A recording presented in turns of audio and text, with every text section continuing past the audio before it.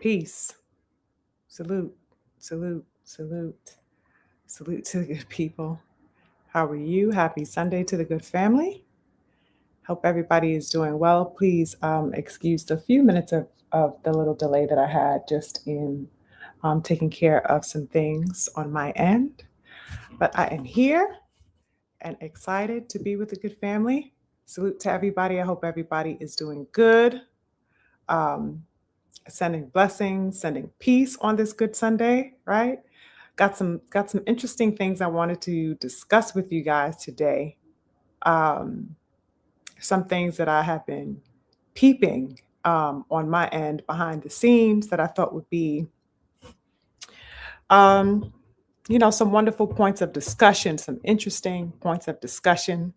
And I'd like to, of course, get some feedback from the good family as we do week to week, right? We kind of like sit, basically in the living room and dissect these things that we see taking place in boxing, taking shape within the sport, things that we would like to see materialize, things, of course, that we have some concerns about and the like. But yeah, I hope that the past week has been good to you guys since the last time we convened. Hope everybody is in good spirits. Definitely wishing you well as always. Salute to the good people, right? Let's check in with the good family. You know, I like to do my salutations to the good family, right? Send out some wonderful energy to the people and get the energy from my people. Let's see who we got in the building. Salute to the king, Jut in the building. What's up, Jut? Salute to the king. He says, salute to the beautiful warrior queen. Thank you, King. Lovely to see you as always. I appreciate your presence in the building and always. Thank you so much for taking some time to come, hang out with the goddess. I appreciate you. My twin, Daryl Anderson, is in the building. Infinite blessings to my twin. He says, salute to the beautiful queen, aka my twin Sugar Free. Salute to the rest of the kings and the queens in the chat. Always on deck with that wonderful energy that I love so much. Salute to the king and my twin, Daryl Anderson. Yes, twin. As always, thank you for the reminders. Okay. Put a 9 in the chat if you guys can hear me okay. Let me know all is audible for you guys, right? Put a 9 in the chat. Let me know if we are good to go. And I will just continue down here to see who else we got in the building. Infinite blessings to the great Mike. Big stepping in the building. Salute to you as always, King. Appreciate you in the building. Lovely to see you as always. Oh my goodness, here he go. Here he go, ladies and gentlemen, the king, Patrice X30. Hold on now, because we got to read what he says, okay? It's an epic event, an epic, monumentous occasion each week. When he gives his little words, we got to see what the king, Patrice, says this week. He says, tune in to Sugar Free. You won't hear nothing realer. Disrespect the queen, and we'll, let's go. Disrespect the queen. We'll get your top pop like big.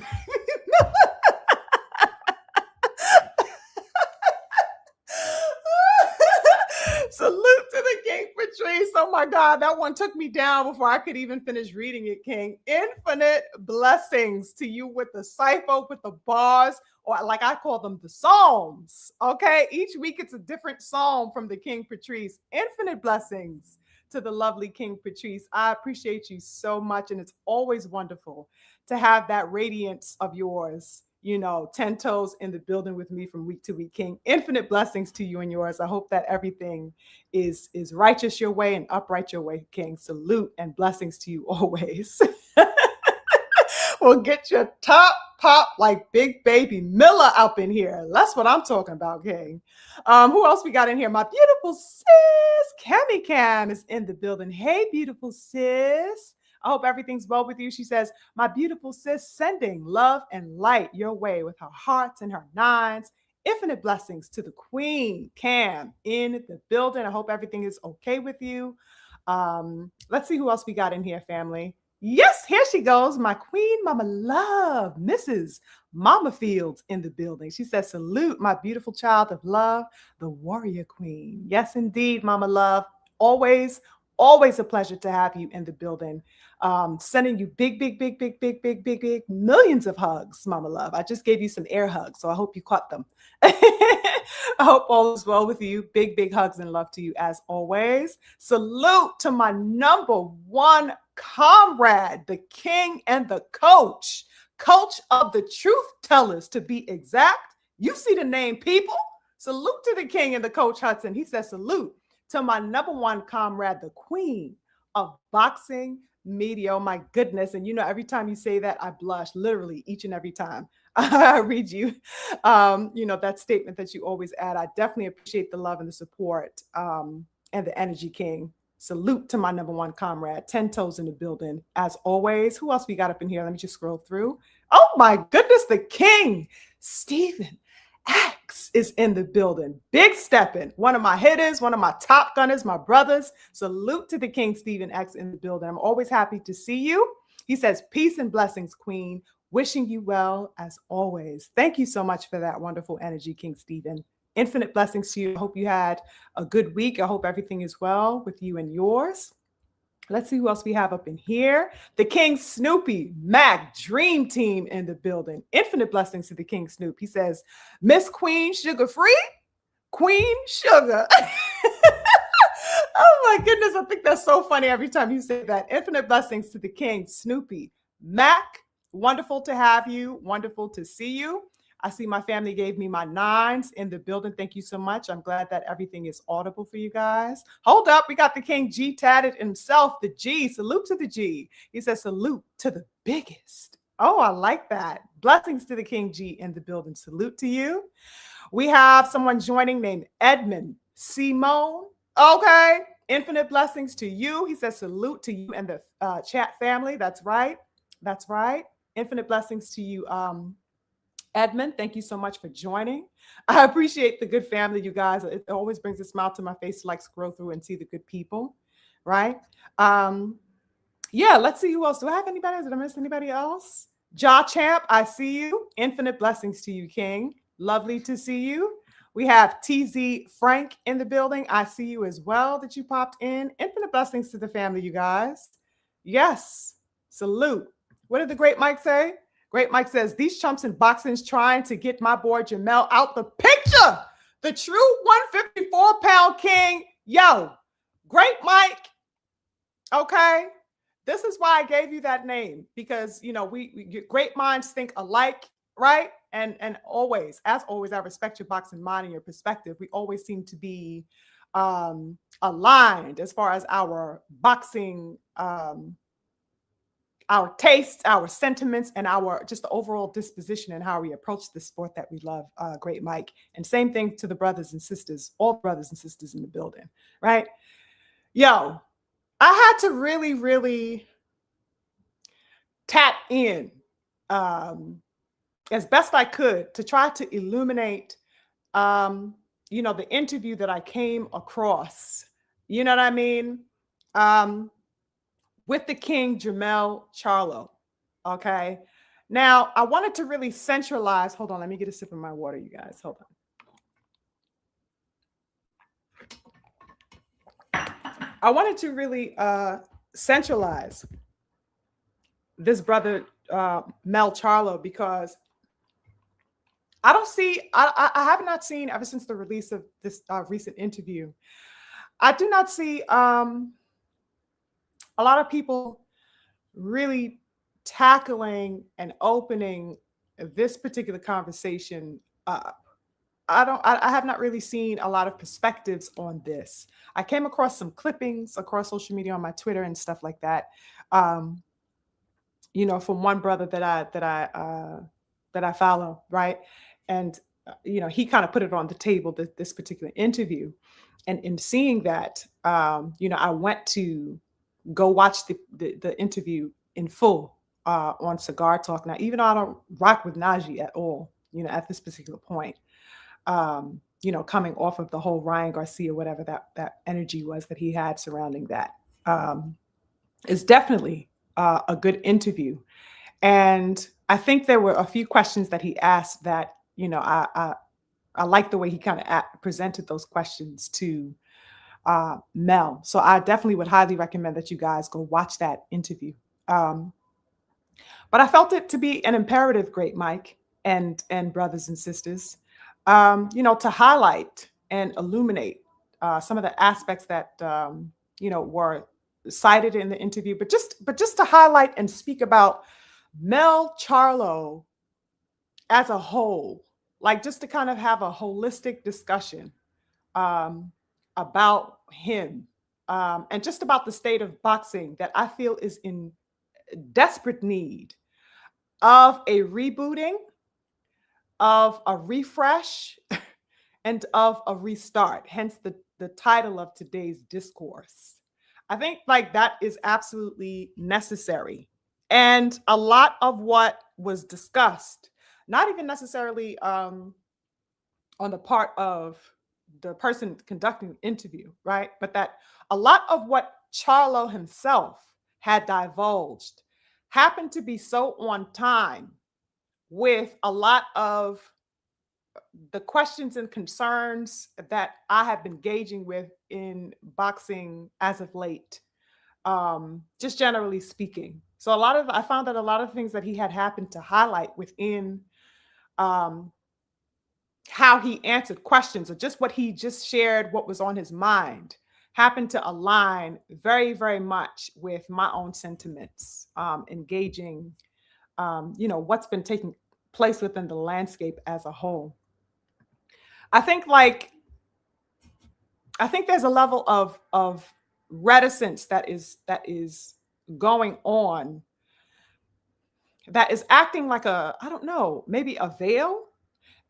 Maybe I can say a veil over people's eyes in um, boxing, and it's causing people to refrain from the very thing that they should be running towards, right? And this is a common theme for us week to week, right? Because we always talk about the fights that we want to see. We talk about the things that we are galvanized by. We talk about the things that incite us and inspire us and fights that we look forward to. And, the coming off of the years of being at essentially a stalemate in boxing for the past 3 or so years or whatever have you. And, wanting to really back and support the best and the biggest fights, right? And so at the end of the day, I guess the question that I have really is, what is the real demand here in the boxing world? Like, what's the real demand? Which is the question that I attached to today's discussion. What's the real demand within the boxing world? Is it about the best fighting the best? Like, what is this current climate really asking for? Is a question that I have. What is really being asked for from these boxing fans, from these so-called boxing goers? What's the aim and the objective here? Is it to simply cheerlead and pedestalize fighters and protect, like I said last week, protect the chastity and virginity of these fighters, right? To protect oaths, to protect records, to protect egos, and what's really the motion? And I wanted to discuss that with the good family today. So, in looking at Jermell Charlo's interview, you know, it's like one of the most shocking things that I was confronted with in listening to this discussion was the fact that he is being essentially shut out. He's being shunned, brothers and sisters, from entering back into the scene. Did you guys watch that interview on Cigar Talk? Please go watch it. I cannot recommend it enough. I think that is such an imperative interview to watch at this time, considering the climate and everything that's been going on that we have been watching, good people. Go watch that interview, right? What in the world is happening with the shutting out of Jermell Charlo? That's really the question that I wanted to centralize. And why is he being shut out? What does Jermell Charlo perhaps maybe represent that they are trying to keep out of view? You feel me? I watched this interview, brothers and sisters, and I must say, I was absolutely flabbergasted and deeply befuddled by some of the things that he imparted. Okay. Apparently, this man has been attempting to get back in the ring, not only as of late, good people, but for the past 3 years, according to him. For the past 3 years, this man has been attempting re-entrance into the mix, into the ring, ever since his defeat to Canelo back in September of 2023. Beautiful people. September 2023. He says barely 3 months after that fight, he was already trying to make emotions, towards solidifying, what would be up next for him. That's damn near 3 years, ladies and gentlemen. Now, what's curious is that Charlo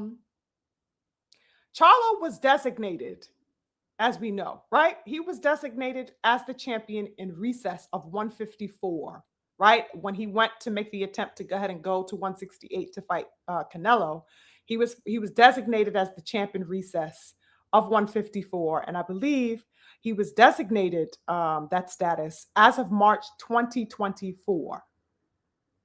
Okay, they gave him the champ in recess. They reserved that designation for him.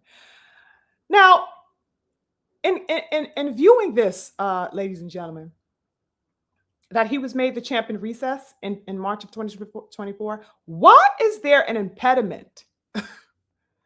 Why is there an impediment of any kind preventing his return to the ring, brothers and sisters? Can somebody answer that question for me? He's the champion in recess. Why would an impediment of any sort be preventing his return to the ring?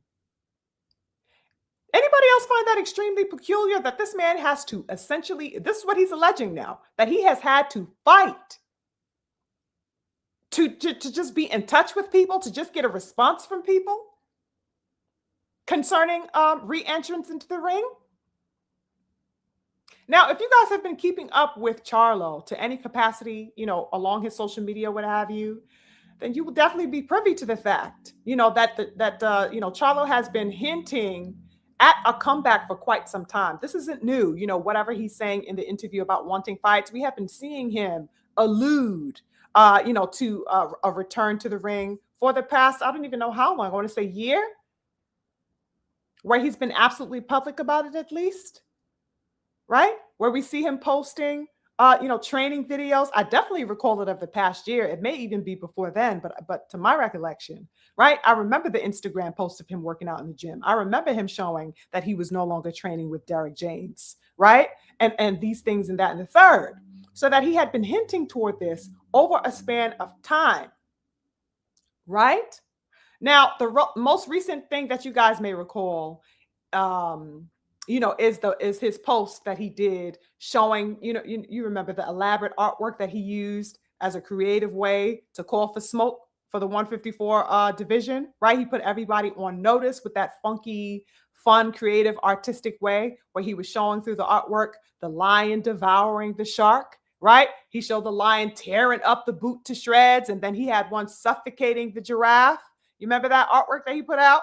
Yes, we do recall that because, that kind of had everybody like, oh, wait, what's going on? Did he just call out EJ? Like, that was the thing. Like, hold up, shark, that's EJ, right? Everybody knows EJ's the big fish, the shark, okay? So that, everybody was kind of in a frenzy, like buzzing around that for quite a bit of time, okay? Seeing that artwork and what was being insinuated by that, right? We know, of course, all of the references that those pictures were corresponding to, right? So that definitely shook things up in the boxing streets for I want to say a few weeks, if you guys recall that, right? So yeah, it was interesting. And I think that even somebody from Booth's team had posted somewhat of a response, but not really a response, but they kind of reposted a photograph of the Boot stepping on the shark. Something like that was posted by somebody in Booth's team, which was, of course, a spinoff of those visuals. But for some reason, there was no real like clapback from the other fighters. Like, you know what I'm saying? The giraffe is goddamn Fundora. Where the fuck was Fundora saying, oh, all right, well, let's get it popping? You know what I mean? I think he had the sombrero or the bull with the sombrero, something like that, denoting, Ortiz, Virgil Ortiz and stuff like that. Where were the other fighters' response to the call out? You know what I mean? Where was it at? So that it was quiet within the division itself from the other fighters. And, I think because of that, after a few weeks, however long it had been, the noise around the call out had dwindled altogether. And I'm wondering, why was that? Anybody else find that curious? If you guys can recollect that time when he first made that, I want to say that was sometime back in when was that? The fall, somewhere early fall, something like that. Why? I'm still perplexed as to why buzz around that kind of disintegrated. I don't get why that happened. Now, as far as this interview, good people, in this interview on Cigar Talk, I ain't gonna cap. Like, listening to it at particular points had me almost out of my seat, brothers and sisters. I'm not even gonna cap. Like, I was almost out of my seat. I was so engaged with what he was saying. His passion in the interview really spoke out loud, right? Had me almost out of my seat hearing Jermell speak as passionately and with the level of vehemence that he had, no cap. You know what I mean? What I saw was a man hungry, a hungry fighter. That's what I saw. Somebody replete with vehemence, replete with desire to show up and prove something. That's the energy that was at the forefront in that particular interview, brothers and sisters. It was absolutely unmistakable. I saw passion. I saw a need to compete and prove valor at the highest level. That's what I saw a desire for within Mel Charlo, right? And it was, in essence, unadulterated, thoroughgoing warriorship. That's what he was displaying to me as far as his energy. I saw nobody that was trying to sit back and kick back and get comfortable. I saw somebody that was not interested in getting by on mediocre fights. I did not see a man who was comfortable with just, senseless, I don't know, maybe useless terms and titles. And he wants no part of that. What he wanted to do is get himself in the action some way, somehow. That's what that energy was talking to me. This man, Charlo, had my spirit boiling, real talk. Like, I'm sitting there, I'm like, yes, Charlo, like, get this man in the ring. Like, somebody get this man back in the ring. There is no reason why this man should be sitting out. This man has accomplished a great, the greatest thing that a fighter can accomplish. This man has done that. Why is there so many blockades? What are the parameters that are preventing, not only his return, but his continued, aims to be had within the sport?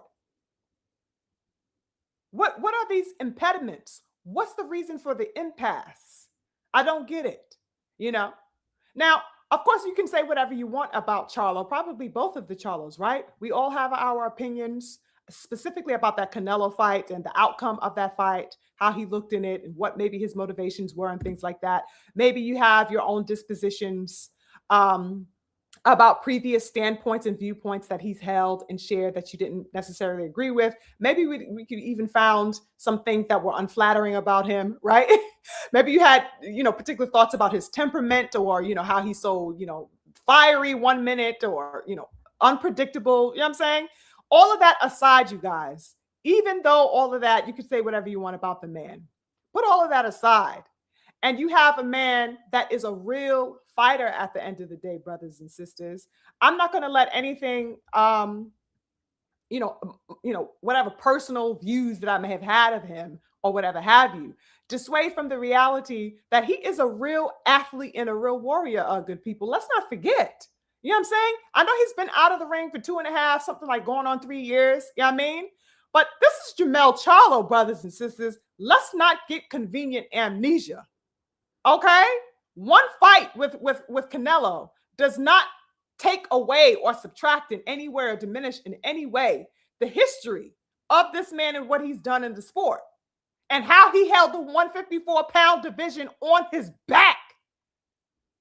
You get me? So that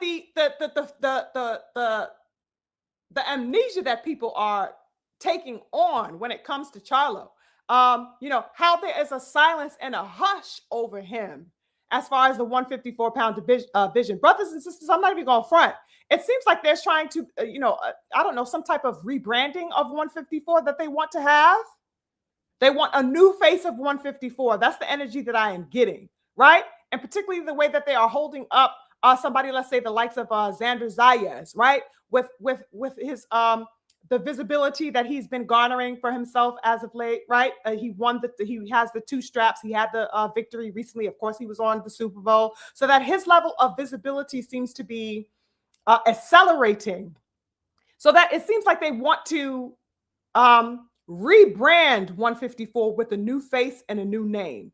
You understand?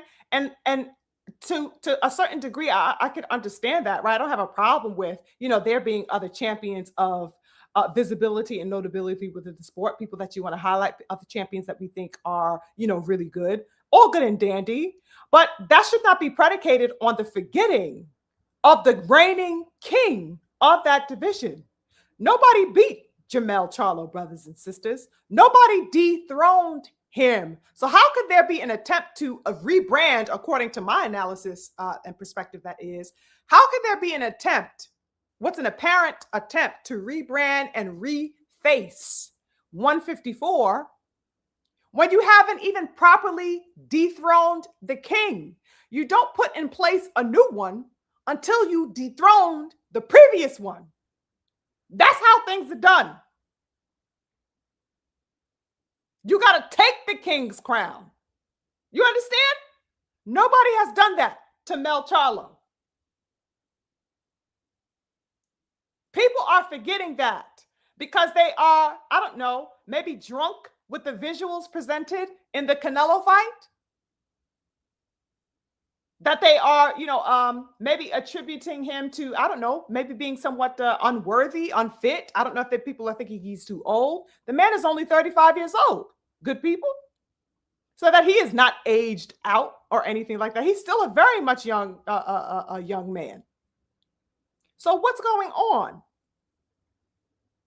What is this erasure that's going on of Jermell Charlo? I really do have some serious questions, and I feel like they are absolutely viable ones for us to highlight. Why is there a need to efface Jermell Charlo from the 154 conversation as a whole? The only man who reigns supreme there. He is the undisputed, I'm saying he's the former undisputed king of 54, ladies and gentlemen. What is the attempt to efface that? What are they trying to usurp?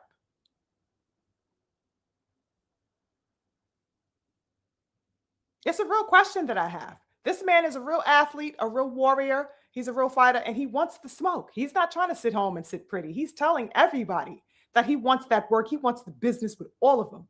Line them the fuck up.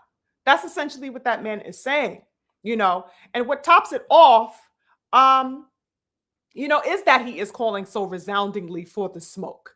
I mean, and it made me ask, what more can we ask for as boxing enthusiasts, brothers and sisters, which is why I have been so curious over these last few days as to why there is a reticence to speak about this conversation. In the boxing streets as a whole, I have not seen discourse on this. I don't see anybody really asking questions about this. which is astounding to me, given how passionately he was speaking and emoting in that interview. This is what we should be getting behind. This man is doing the very thing that we are asking for, brothers and sisters. This man is trying to knock down, the doors to say, not only let me back, let me compete at the highest levels and show you who the fuck I am. Let me show you why I was the undisputed king at 154. Let me show you why nobody was able to dethrone me. What the fuck more can we ask for?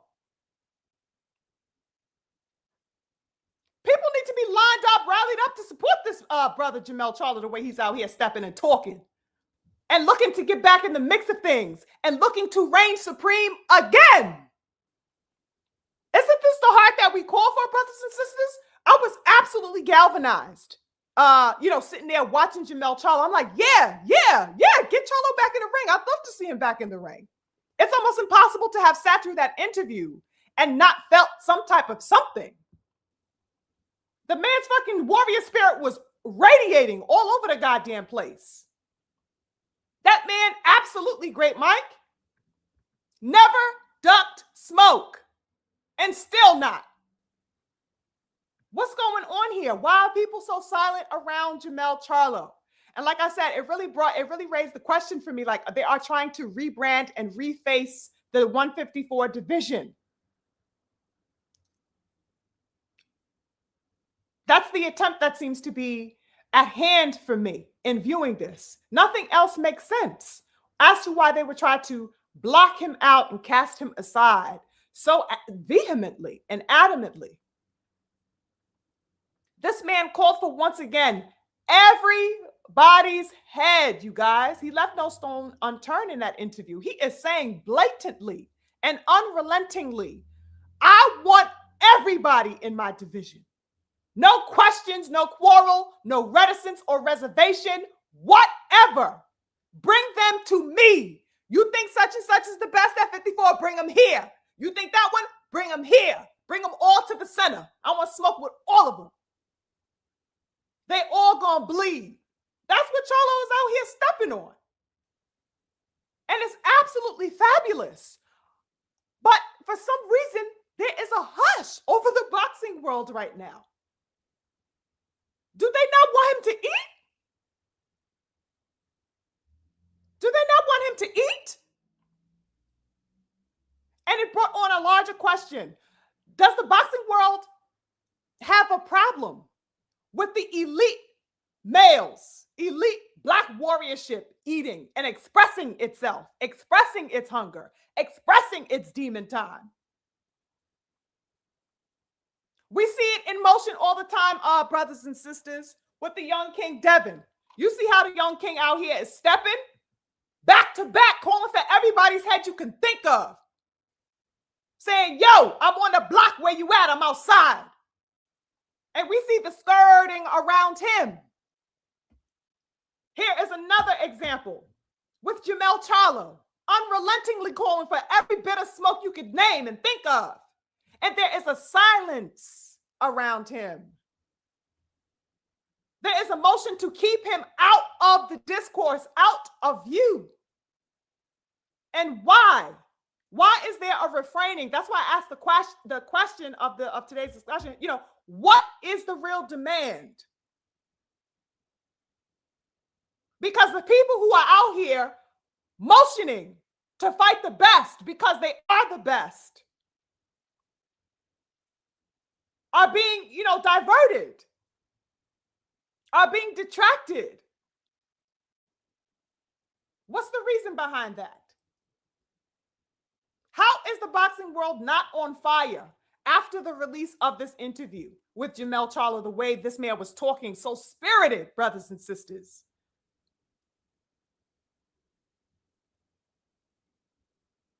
The only other person, like I said, stepping on that type of time is the young king.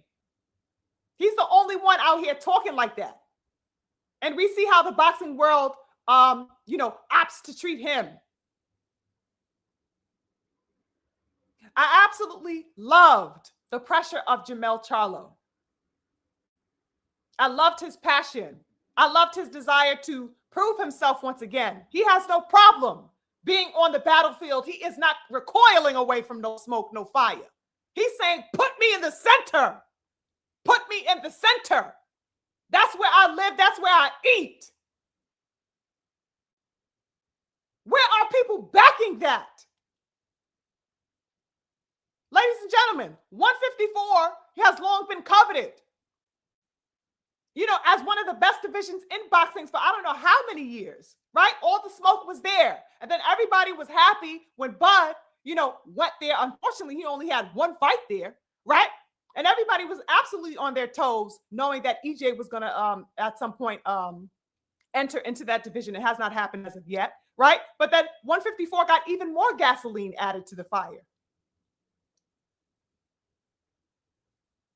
So it's not like, he's entering a division that's weak. He's entering a division that's replete with smoke. Ladies and gentlemen, let's not forget Boots Ennis is there. And he wants his fucking head too. The same Boots that they want to put on everybody else to fucking fight. This is who Mel Charlo is saying, line him up. Where's he at? This man's on a mountaintop calling for Boots' head. Why is nobody talking about this? The very person who everybody wants to denote as a boogeyman, shout out to Boots, right? Because he's one of my absolute gunners and one of my favorites right now. But he's calling for him. Why is Boots quiet? He's trying to line up a fucking senseless, worthless ass fight with goddamn Virgil Ortiz, the man who already ducked him after he went into the center of the ring, trying to line up a fight for him, only for Team Virgil to duck blatantly. All types of, I don't know, pump faking ass lawsuits or whatever the fuck they got going on with Della Redbottom. I don't know what's going on there, but that man immediately ducked the smoke, diverted away completely from the smoke after they were in the ring. After Virgil Ortiz's fight, Boots went in that ring, said, yo, let's get it popping. And they turn around and tuck their goddamn tail, turn around and find out that they're still trying to pity pat for this motherfucking fight that obviously Team Virgil doesn't even fucking want. Why not line up Jermell Charlo and Boots Ennis? Eddie Hearn is intentionally ducking and evading Jermell Charlo. How is this being allowed?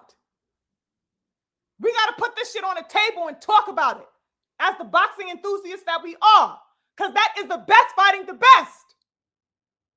Honestly, that's the best fighter for Boots to fight. We consider him the best at 154, right? I would say unanimously and unquestionably the brothers and sisters here would posit that Boots is the best at 154. Why not have him fight the best of 154, which is the undisputed king of that division, former? Why are we not calling for Mel Charlo to fight Boots?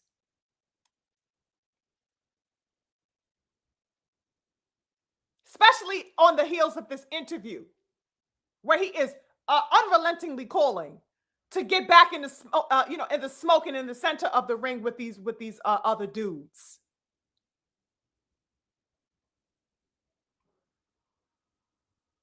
This is precisely what the boxing world needs right now, good people. We see so much duckery going on, so much circumventing, so much senseless banter. We need smoke. What's a better fight than Mel and Boots Ennis? This is what we need. We need to reset, refresh, and reboot the landscape, brothers and sisters. We need to do that and bring in some equipoise, bring in some symmetry and some parity back into the sport, because there's a lot of fuckery going on right now. That's something that's going to bring the level of parity and balance back in order, that level of a fight. That's great for boxing. Things have gone totally awry within this current landscape, brothers and sisters, as we have been seeing. And honestly, it's been a perpetual occurrence for a number of years. What we are seeing now, this level of imbalance, the cowardice that we are seeing, the ducking, the tiptoeing, has been perpetually happening for a number of years now, to where I feel now it is, it's a composite of these things. the point that I have reached at this particular point. It's been a composite of these little expressions over time. We got to reboot this shit ASAP. I highly recommend, brothers and sisters, once again, go check out that interview with Mel. The spirit of boxing is in that man. And it was so good to see that, because I feel like the level of complacency that we have been getting, the diva mentality, has been soiling the energy as of late. And it's like, you only go to but so many, barely a handful of fighters who have that spirit. One of them, I would say at the forefront for me, is obviously the young king, right? Who has that spirit and who has been putting that out as of late. But you can't really turn anywhere else for that. So in seeing Mel Charlo, so spirited, so passionate about proving himself and fighting the best, thinking himself the best and wanting to fight the best, no easy routes. This man was calling for every hitter in his division. That's the spirit we need.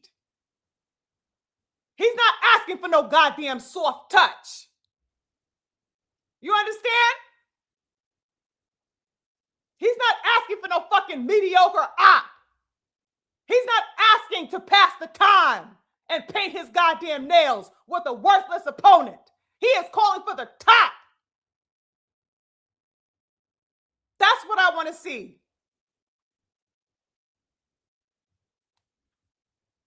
Okay? Definitely go watch that interview.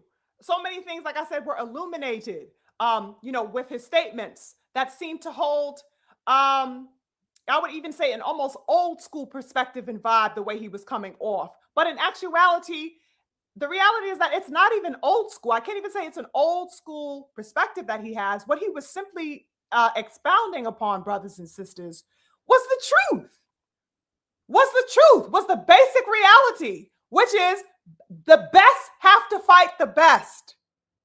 That's all he was saying in a nutshell, brothers and sisters. That's what he was exuding. That the best have to fight the best.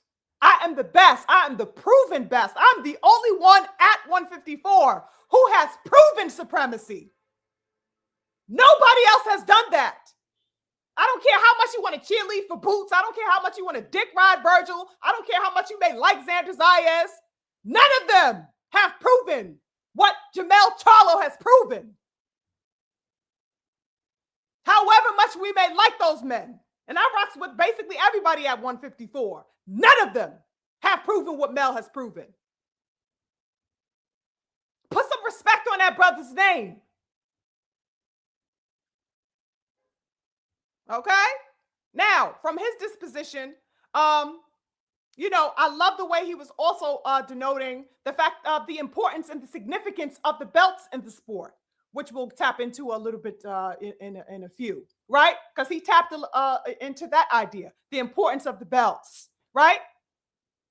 The paying of fees as being part and parcel of the responsibility of your duty. He tapped into that. He really unpacked a lot of things, you guys. Some imperative points that I thought were wonderful. Like I said, considering everything that's been going on, a lot of what he said was so on time, and it needed to be said.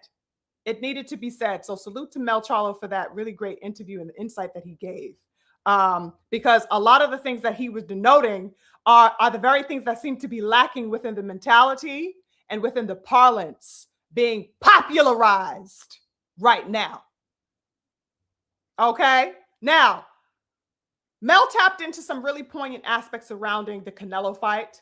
He got really intimate as far as maybe some things that were going on, around that particular time of the fight. He imparted some interesting details, one of which was the discord and the disorder among his camp, in the lead up to the Canelo fight. He had highlighted the fact that Derek James, there was some tea spilled, y'all. He highlighted the fact that Derek James at the time was, pretty much preoccupied, I would say, right? This is what he is, alleging.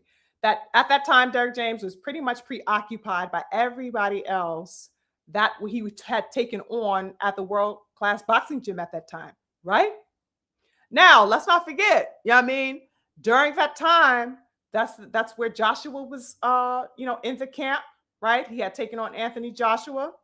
And of course, he had, for whatever goofy ass, asinine ass reason, decided to also incorporate Riri the racist into the gym at the time, too, right? So that it went from being a 3-man army with himself, Frank Martin, and EJ to now 5 with the inclusion of Anthony Joshua and goddamn Riri the racist of all people. But that's a whole nother story. I can't even put my mind to that. Anyway, but that's what it was. So that he had expressed a level of concern, looking back and reflecting on the fact that Derrick James was really pretty much preoccupied and spread too thin, if you will, in dealing with the other fighters at the gym at the time. And,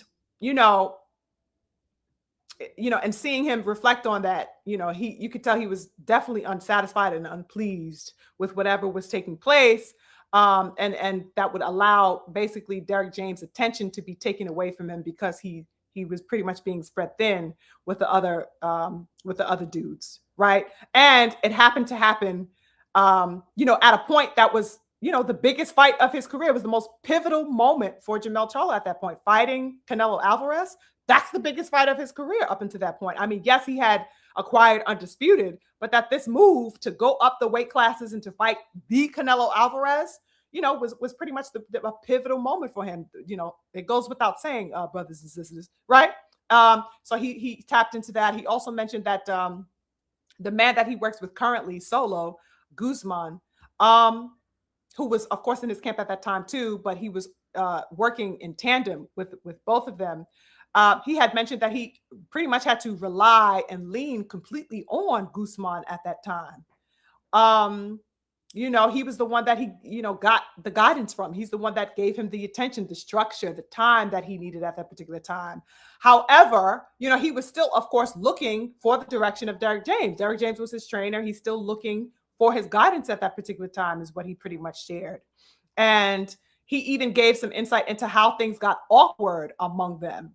And how during the fight itself, like in the actual Canelo fight, he said that he was confounded by the lack of counsel and leadership that he was getting from his corner actually in the fight, you guys. He said he was just like, yo, I'm not getting any direction. You guys are not even talking to each other. Who the fuck am I supposed to be listening to? Right? He said Derrick and Guzman barely spoke to each other. Right. And so in the fight, that took effect as well. And he mentioned that when Derrick James did, manage to impart some, relay some information to him, when he did manage to say something, God damn it, the man only said, step over. You remember, did you guys see that part in the interview?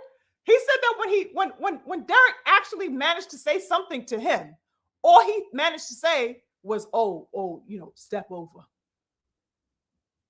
What in the hell, brothers and sisters?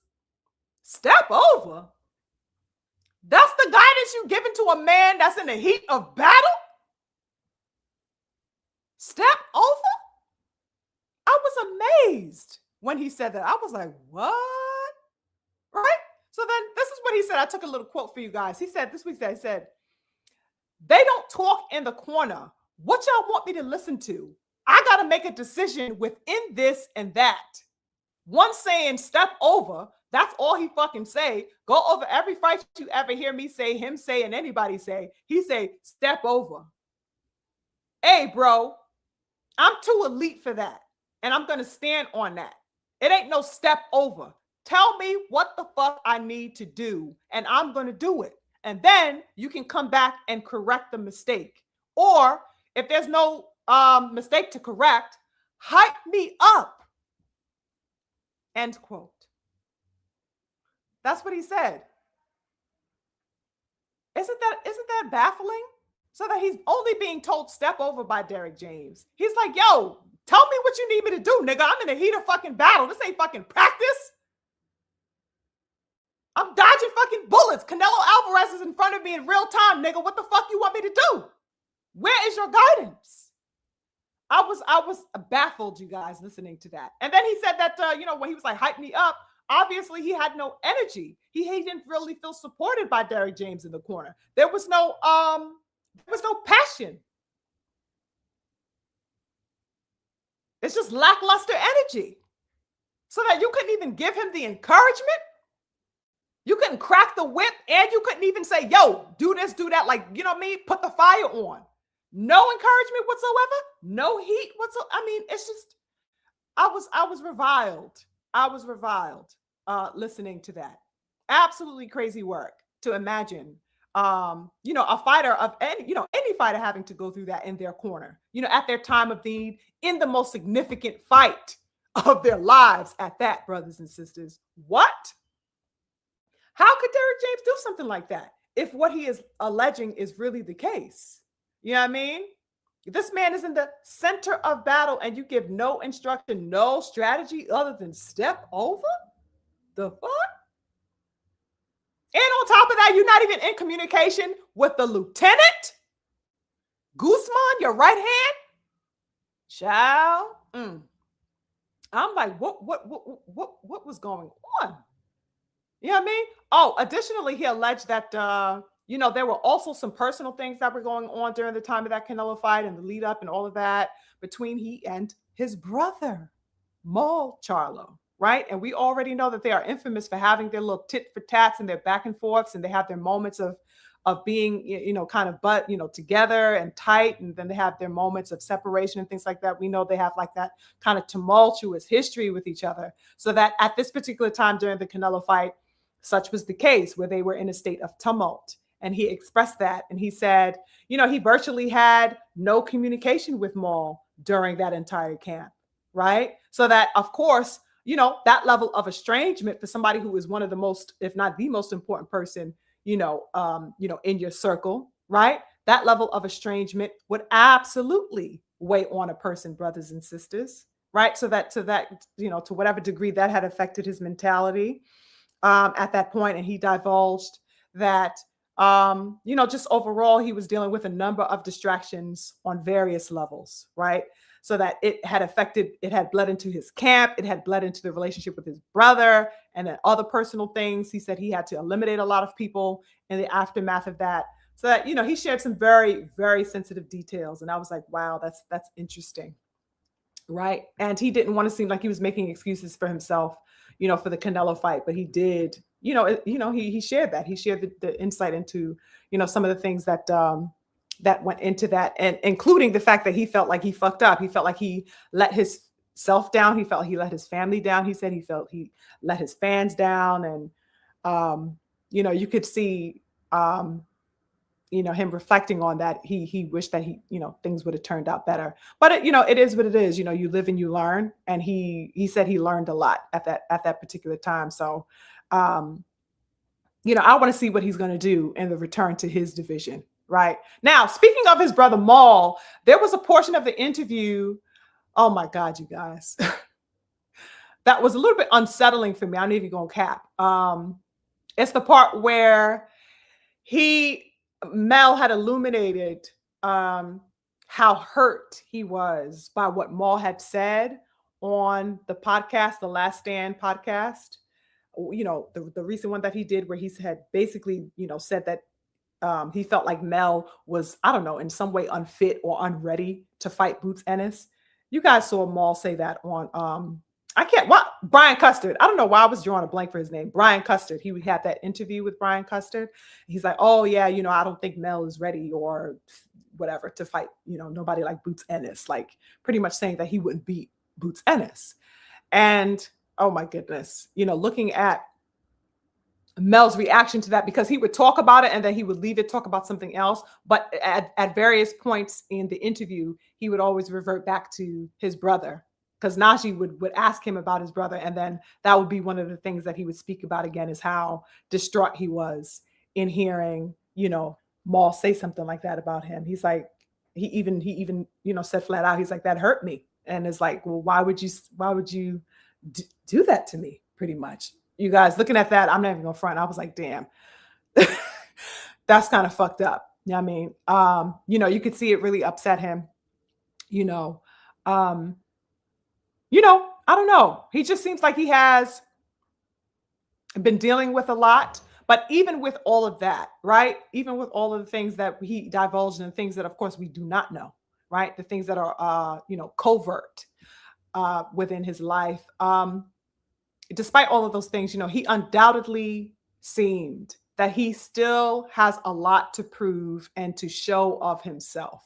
And that's the spirit that I was talking about that really resonated with me very, very deeply, was that despite all of that, right? Everybody has their personal problems, everybody has their triumphs and their valleys that they go through, right? Peaks and valleys. But that he's like, nonetheless, I still know that I'm at the pinnacle, of my abilities. And I want to express that and I want to show that at the highest level because I know I can do that. And, he's well within his right to do that and to feel that. He definitely wants the redemption, of course, from the Canelo loss. That's a big theme in his mind, right? Because he felt like he disappointed his fans and probably his own, of course, goals, right? In taking that. But he insisted that the Mel that we saw was not him, right? And that he has so much more to give and that he feels like he's absolutely the best when it comes to 154, right? That attempt was made in a division that had entirely never been trotted before by him. He never, that was all new territory for him. Okay, he faces defeat there, whatever.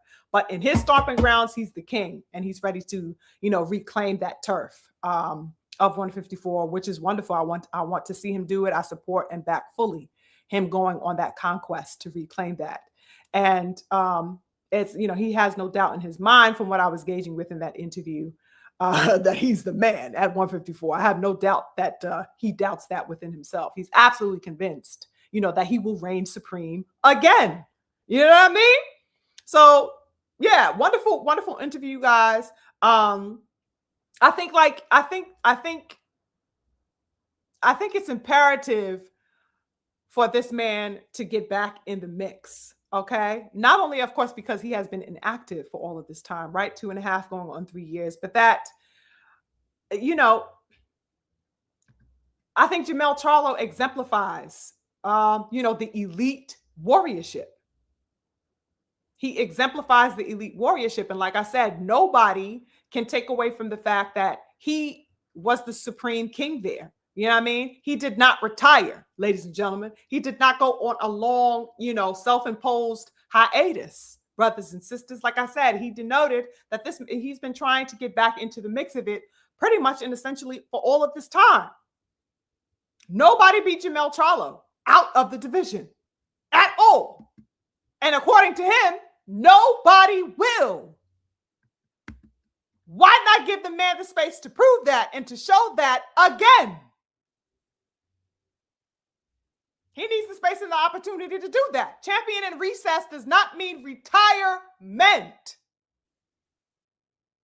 How many fucking times does he have to say, yo, I'm ready. Recess over.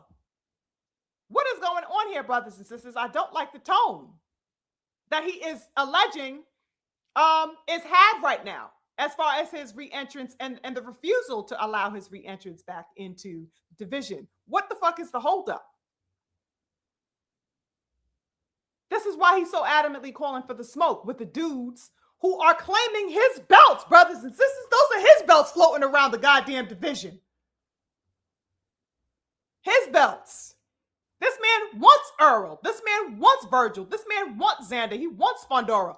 All of these fucking, executives are keeping him out of the mix. It's crazy to me. Absolutely crazy to me. He stated, this is what he stated. Hold on, let me put my charger in. This is what he stated, good people. He says, how can I return if they don't give me a return? I begged to come back to boxing. That's what he said. That's a quote from Jermell Charlo. I begged to come back to boxing. Why is this man begging?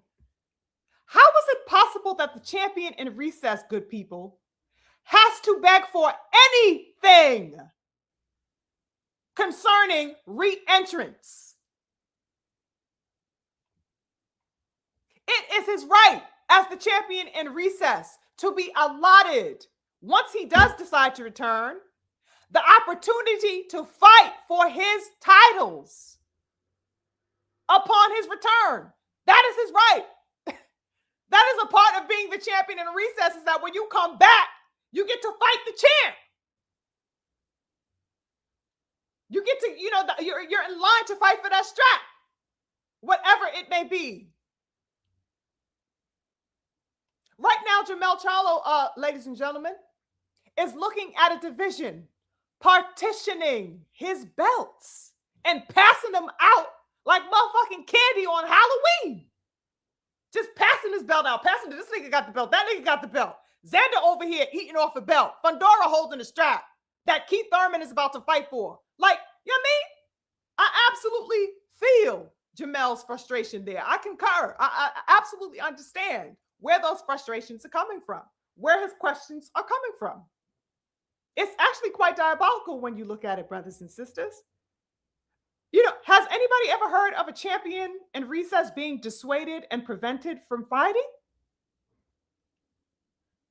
Has anybody heard of that? Because I'm trying to think of it, and I don't know of one. Is there a precedent for this? Is there, can anyone recall an instance or a time where this type of thing, this type of, these type of measures were taken? Preventative measures, essentially, to keep a champ from returning? Somebody who has been designated the champion in recess being prevented? I can't think of a time, good people. I really can't. I can't pull up an example in my mind. I'm really trying to look at it, but nothing, maybe I have to, after this, maybe do a little bit of research, into that. But at this particular moment, brothers and sisters, I'm not aware of one. Mel also denoted that he has been making, this is the part that was really, really eerie, was in him expressing that he had been making attempts, ladies and gentlemen, to reach out to executives. I think he even tried to posit that, he had, I don't know if it was Turkey. I think he's mentioned Turkey's name, but I definitely remember him mentioning Eddie's name and what I'm saying? De La Hoya, even, so, I'm saying? That he had been reaching out to executives, people like Eddie Hearn, but to no avail. And he stated the following, brothers and sisters. This is another quote for you. He says, "Last time I spoke to Eddie Hearn, he said, 'Don't price yourself out.' I couldn't even get a chance. I said, 'Well, damn, let me price myself. You know who I am. You price me. You tell me what you value, and I'll tell you what I accept or not.'" That's Charlo. That's what he said. So that the last time he spoke to Eddie, he's saying, Eddie is like, "Oh, don't go pricing yourself out." And he's like, "Fuck, can I at least price myself before I price myself out, nigga?" Like, damn, can I price myself to price myself the fuck out? What's going on? So that Eddie had already put up a blockade before discourse could even be had. Before I could even think to outprice myself, the door was closed. He couldn't even price himself to price himself the fuck out. In other words, brothers and sisters, what's going on? What are these limitations? I'm not liking this one big, you guys, real rap. I don't like what I was hearing. It's very, very odd, and it's very, very peculiar if what this man is alleging is the reality. It's way, way, way too strange. I don't like what I'm hearing. Okay. Oh, also, another thing I wanted to point out that was absolutely an imperative to discuss with the good people. I also like how Mel, he divulged pretty much the topic of the belts in boxing, right? Remember I mentioned that earlier? Well, this is the point where I wanted to divulge that with you. Now, I thought that he put it as coherently as possible for anyone who may have been mystified, right, by the current narrative surrounding this particular talk point that's going on right now. Because as we know, for some odd reason, the belts and sanctioning bodies have become the hot topic, of late, right? as we know with Shakur Stevenson. And of course, a few months ago, only a few months back, we had the whole Bud Crawford thing. And I thought that in this particular segment of the interview, Jermell Charlo, he really clarified and elucidated the idea of the importance of the belts and how one, pretty much has a responsibility to uphold these things as a champion. I thought it was a good point for him to highlight in this interview. And he said the following. He said, I had 4 belts. 4 belts. They complain about one sanctioning body. Bro, I paid them sanctioning bodies, bro. I respect them sanctioning bodies. If it wasn't for them, the last 10 plus years of my career, the WBC never lied. They never, fucked up. They don't make mistakes. That's the goal. Follow Ali. Y'all go follow Muhammad Ali. Y'all go follow Sugar Ray Leonard and the Hagglers. That was what they were going for. They were going for that WBC belt. They were going, for the rest of the belts in the division. Don't let a company come in the situation and stop y'all from making the right decision on the bull's eye. They're ripping the sport apart by taking what the most important thing is. The most important thing was the championship belts. That's Jermell Charlo. That's his perspective. One of the perspectives on the matter, because he divulged some other things as well. But that was one that I felt was very, very poignant. I wanted to highlight, that sentiment. And it's so true. The idea that he, undisputed champion, he paid every fucking sanctioning body that there is to pay as undisputed champion. Same thing with Devin Haney. You ever hear Devin Haney complain about sanctioning bodies? You ever hear Canelo Alvarez complain about sanctioning bodies? Whether they were undisputed or not, brothers and sisters, how many other fighters can you account for as of late that lamented about paying for the very fees for sanctioning bodies that sanctioned their fucking championship bouts?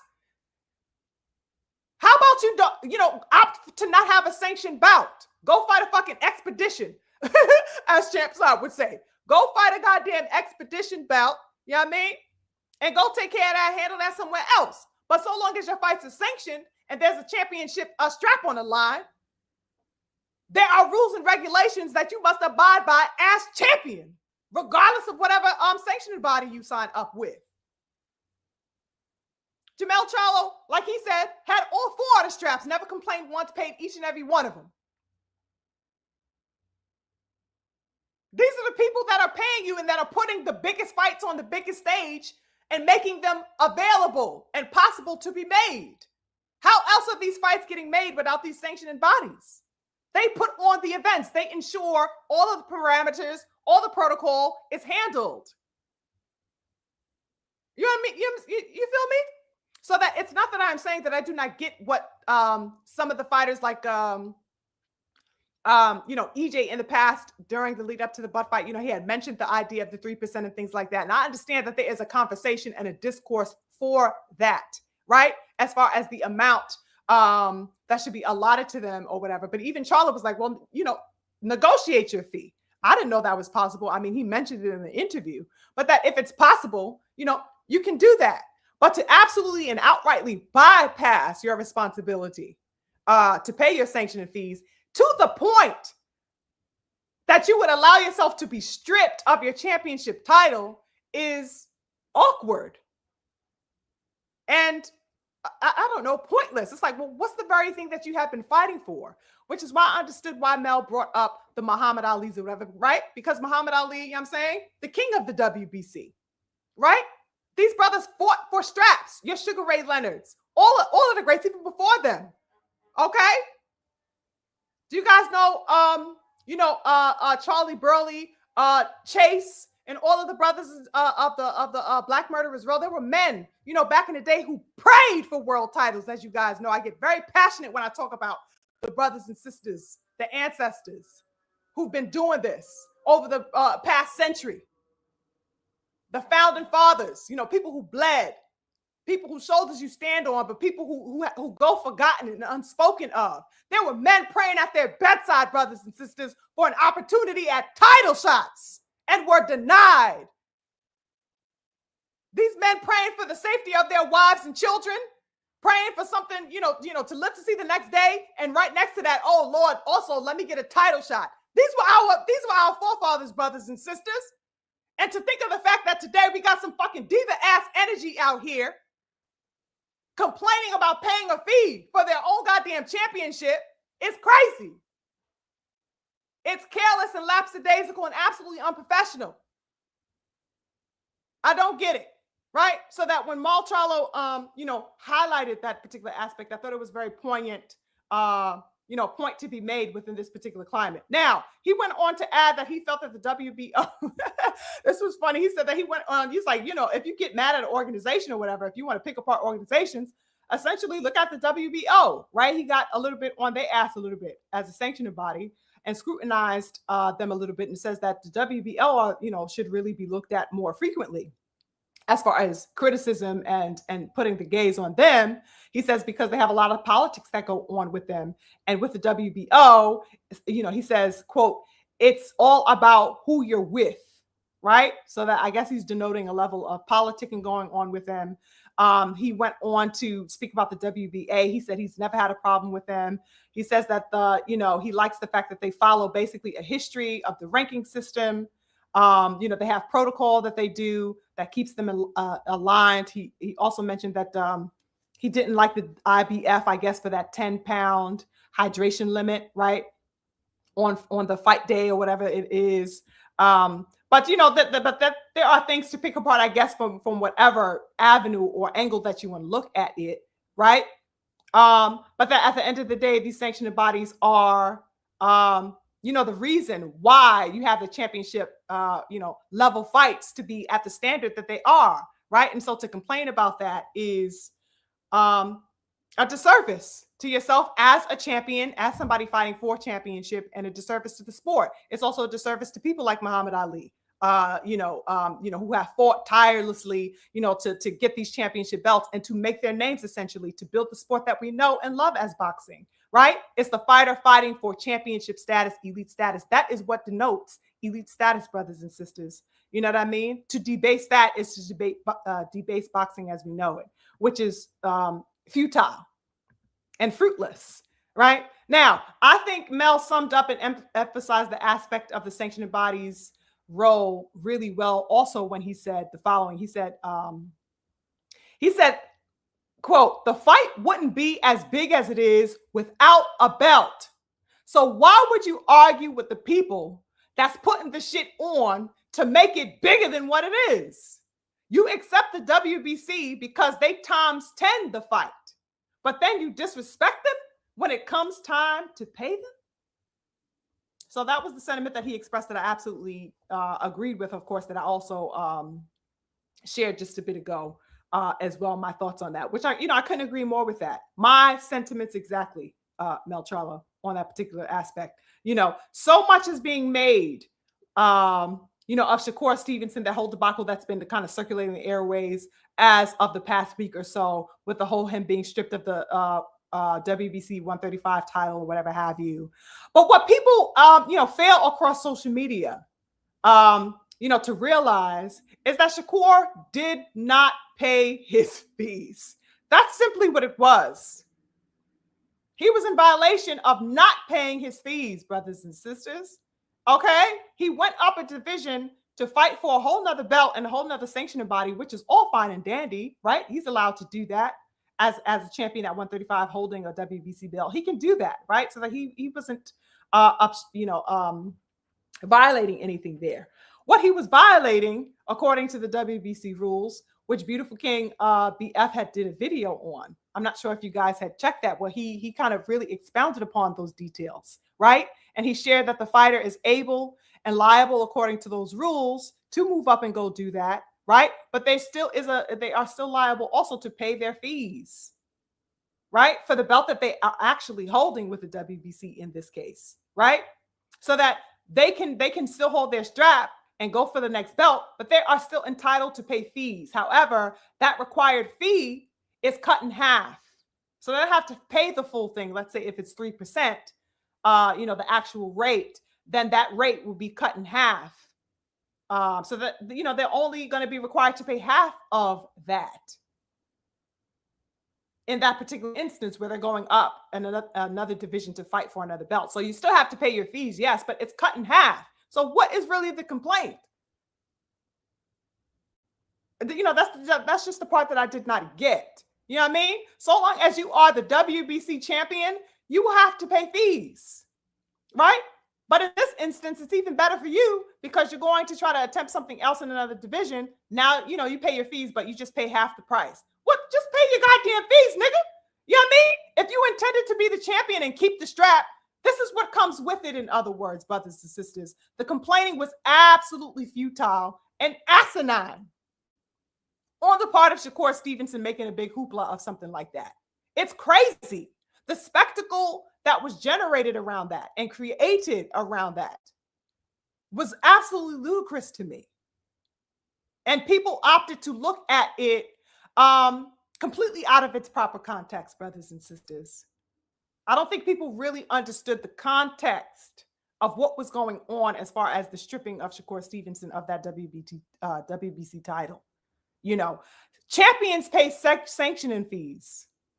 Shakur Stevenson is not an exception. His situation is not an aberration in the least bit. I don't know why people were so up in arms about this just because he was huffing and puffing about it. Same thing with Bud Crawford. When he made the whole, spectacle and coming out with the WBC back and forth and the being on the camera and ooh, chow. You know what I'm saying? Shout out to the King Stephen X. He and I, were on Twitter at that time, gauging with a couple of people. I think I shared that with you guys a couple of times, but we had our questions like, well, does championship matter or not? Right? And I had posed that question. I think in last week's live, it was either in last week's discussion or I did a short about that. Like, the belts don't matter approach, right? And then it's even to the degree where you have discourse going across social media where people are trying to emphasize and prioritize the importance of the ring belt over everything else, simply because the ring belt is free and everybody's trying to say, oh, well, this is going to be the standard. It's about the ring belt now. It's just, absolutely crazy.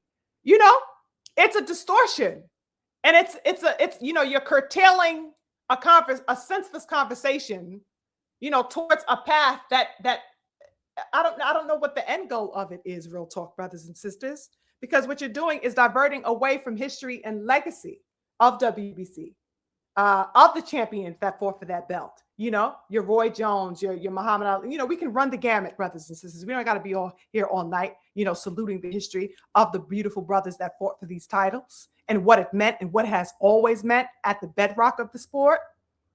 So yes, excellent interview from Jermell Charlo. I wanted to really, open up the layers of this particular interview because, like I said, so many wonderful points were stated that I wanted to highlight. I did not want it to go over anybody's head, at least within my space. You know what I mean? And I hope that, a lot more people open up this particular discourse that was had with Jermell Charlo. And I also hope that people get behind this brother. You know what I'm saying? I'm not going to sugarcoat nothing. Get behind this king, Jermell Charlo.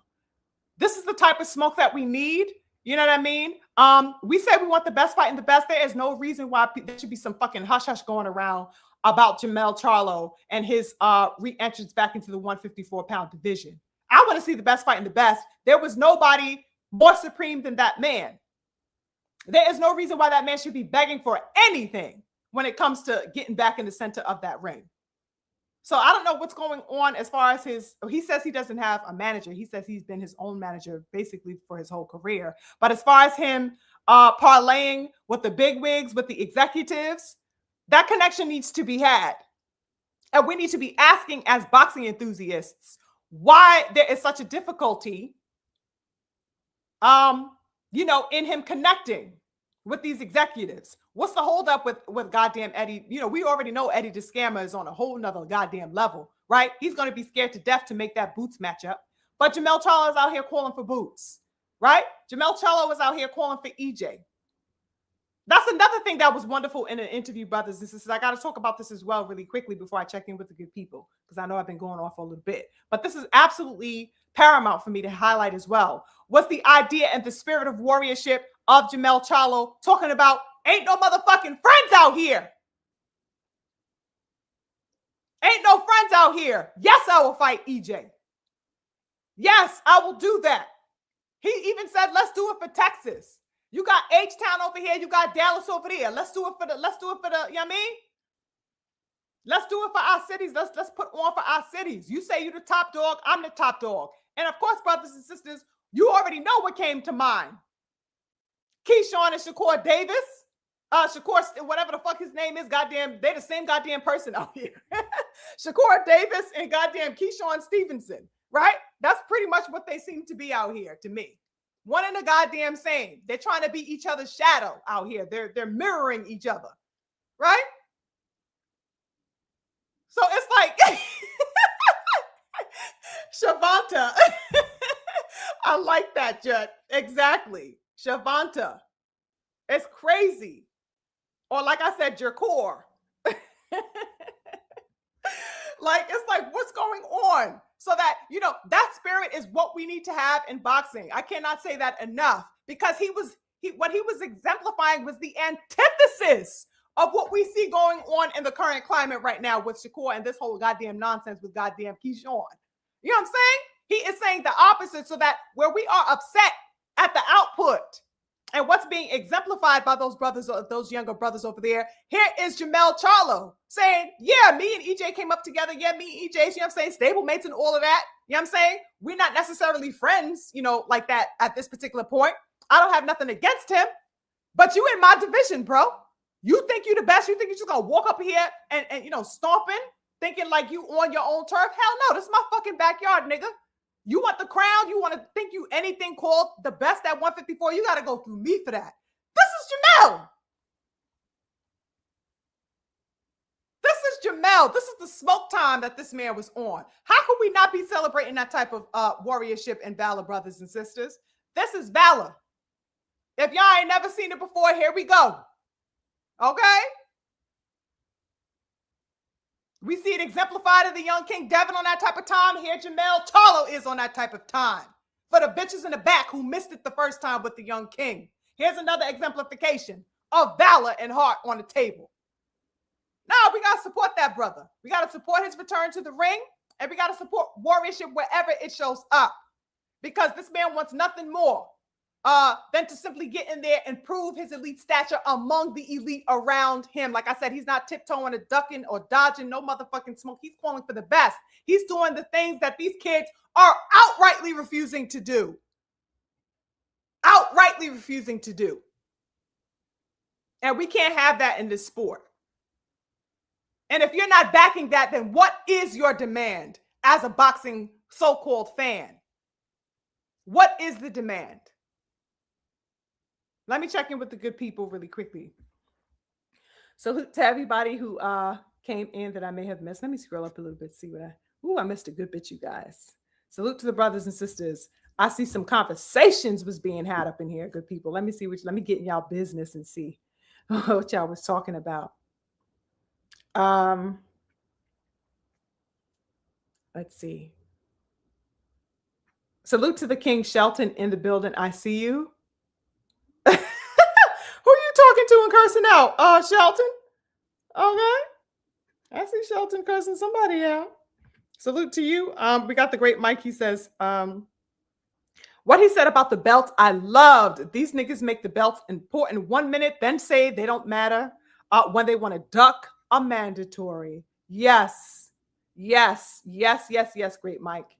Yeah, it's fickle. It's up and down. You know what I mean? When it's a mandatory or somebody that they want to avoid, they don't want the problems. They don't want to have to smoke with this particular person. And so all of a sudden, magically overnight at that particular point and on their whim, the belts don't matter. It's crazy.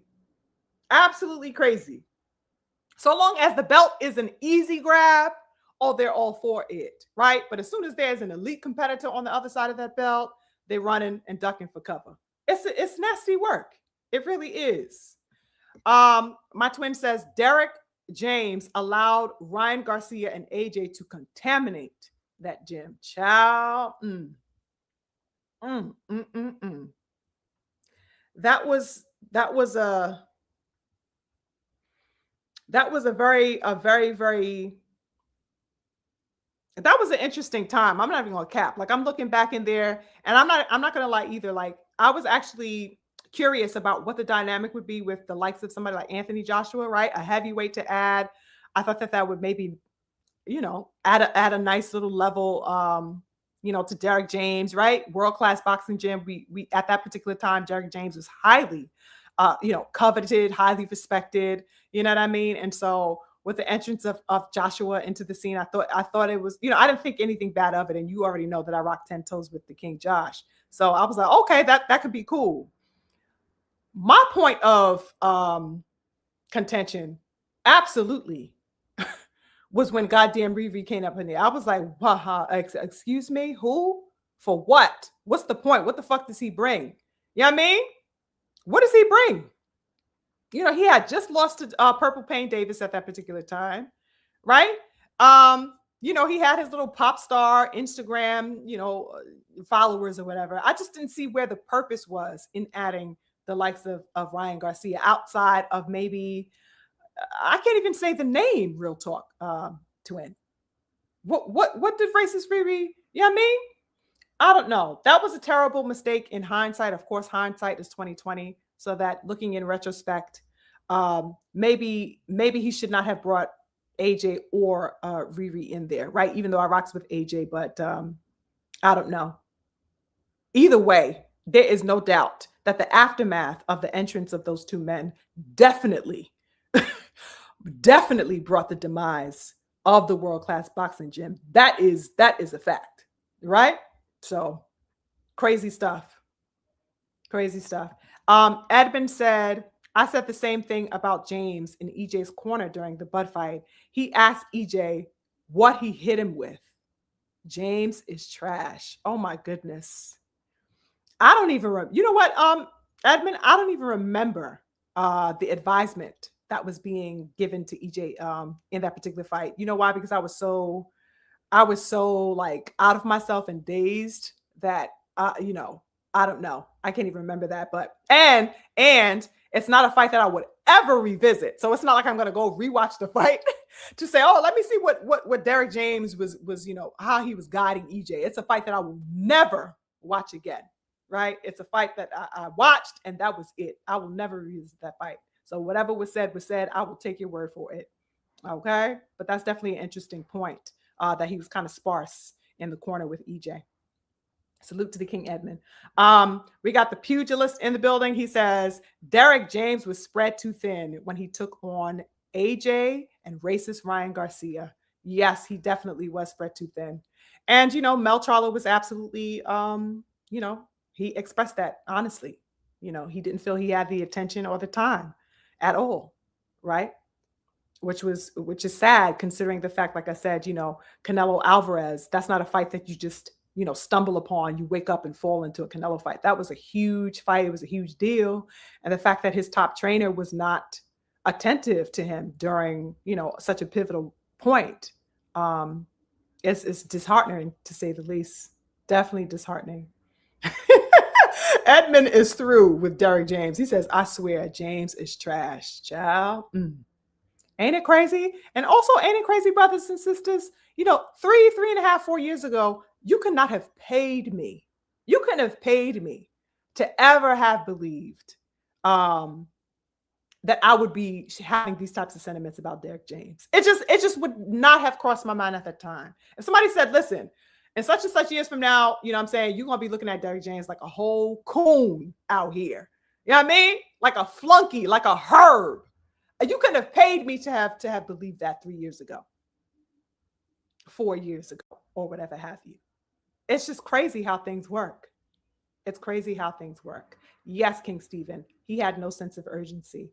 Now, I went all the way up, you guys. Hold on, let me scroll to get in y'all business. What y'all talking about? Yes. Oh, he says, salute to the King Devil. He says, he called out Ryan and Conor Ben, but not Devin. Who are you talking about, Shakur? Yes. Yes, absolutely. And I'm going to tap into that in just a second. Well, I would divulge a little bit of thoughts that I had on that concerning the recent call out that Shakur did of Riri, the racist. Oh, trust and believe. Okay. Salute to Mac League in the building. I see you in the building. Yes, twin. That's what I was thinking the whole time. And I believe that there was a portion of the interview where he had mentioned Turkey's name, so that I do not recall if he said that he had contacted Turkey. I know he mentioned Turkey. He's like, yeah, I know the Turkey guy, blah, blah, blah. So yes, twin, absolutely. I would recommend that he get on board ASAP with Big Turk. Go ahead and go get in touch with Big Turk. You know what I'm saying? If Big Turk could put fucking Josh Pally, the fucking plumber, on, ain't no goddamn reason he can't sit at the table with the undisputed king of 54, Jermell Charlo. That has to happen. That has to happen. Put him on. Where's Bill at? You know what I'm saying? We already know the legendary Bill Haney is high key and low key one of the best fucking matchmakers in all of the sport. Somebody get somebody get Bill in line with Mel Charlo and get that Turkey connection popping. You know, if he can't do it himself, that is right. Crazy work. Even though I know that Mal Charlo had whatever he had said about Devin. I don't know how that is going to work as far as how that goes, but somebody needs to make that connection. Get Mel Charlo on the line with Turkey real quick. That needs to happen. Yes, thank you, Great Mike. I couldn't recall a time. Is that Beautiful King? Hey, Beautiful King. That's the King BFTB. Salute to my beautiful King BF in the building. And thank you for reminding me to say that, King. Yes, definitely like and share the content, brothers and sisters. Support the channel, support the super chat, support that like button. Definitely appreciate the support, good family. Infinite blessings to my beautiful King BF in the building. Appreciate you. Yes, King Stephen. Yes, they still matter and they will always matter. Always. Salute to the King Stormy in the building. Blessings to the King and the Sensei. Oh my goodness, my beautiful sis Emma. Hey, beautiful sis Emma. Always wonderful to see my beautiful sis, the Queen Emma, in the building. Thank you so much for joining, beautiful sis. What did my beautiful King say? Beautiful King says, facts. The convo is relevant. The agreement, then blatant defiance afterward is pathetic to me. Absolutely. Absolutely. It's crazy work, you guys. What is going on? What is going on? I have so many questions, after sitting down and listening to that particular interview. Oh, salute to the King. I am Trill in the building. Blessings to you, King Trill. Nice to see you. Okay, so I kind of scroll all the ways up, you guys. Oh, the intelligent one is in the building. Salute to the King, Intelligent Savage. He says, just dropping in on the Queen, SugarFreeMars, just for a second or two. Salute, Queen Mars. Keep getting it. Thank you so much, King. I appreciate you. Oh my goodness, how could I overlook the King Caldwell? Salute to the lovely King Caldwell in the building. He says, I'm just here to be a fly on the wall. Another fire live from the one and only SugarFreeMars. Thank you, King Caldwell. I appreciate you very much. I appreciate you very, very much. Okay.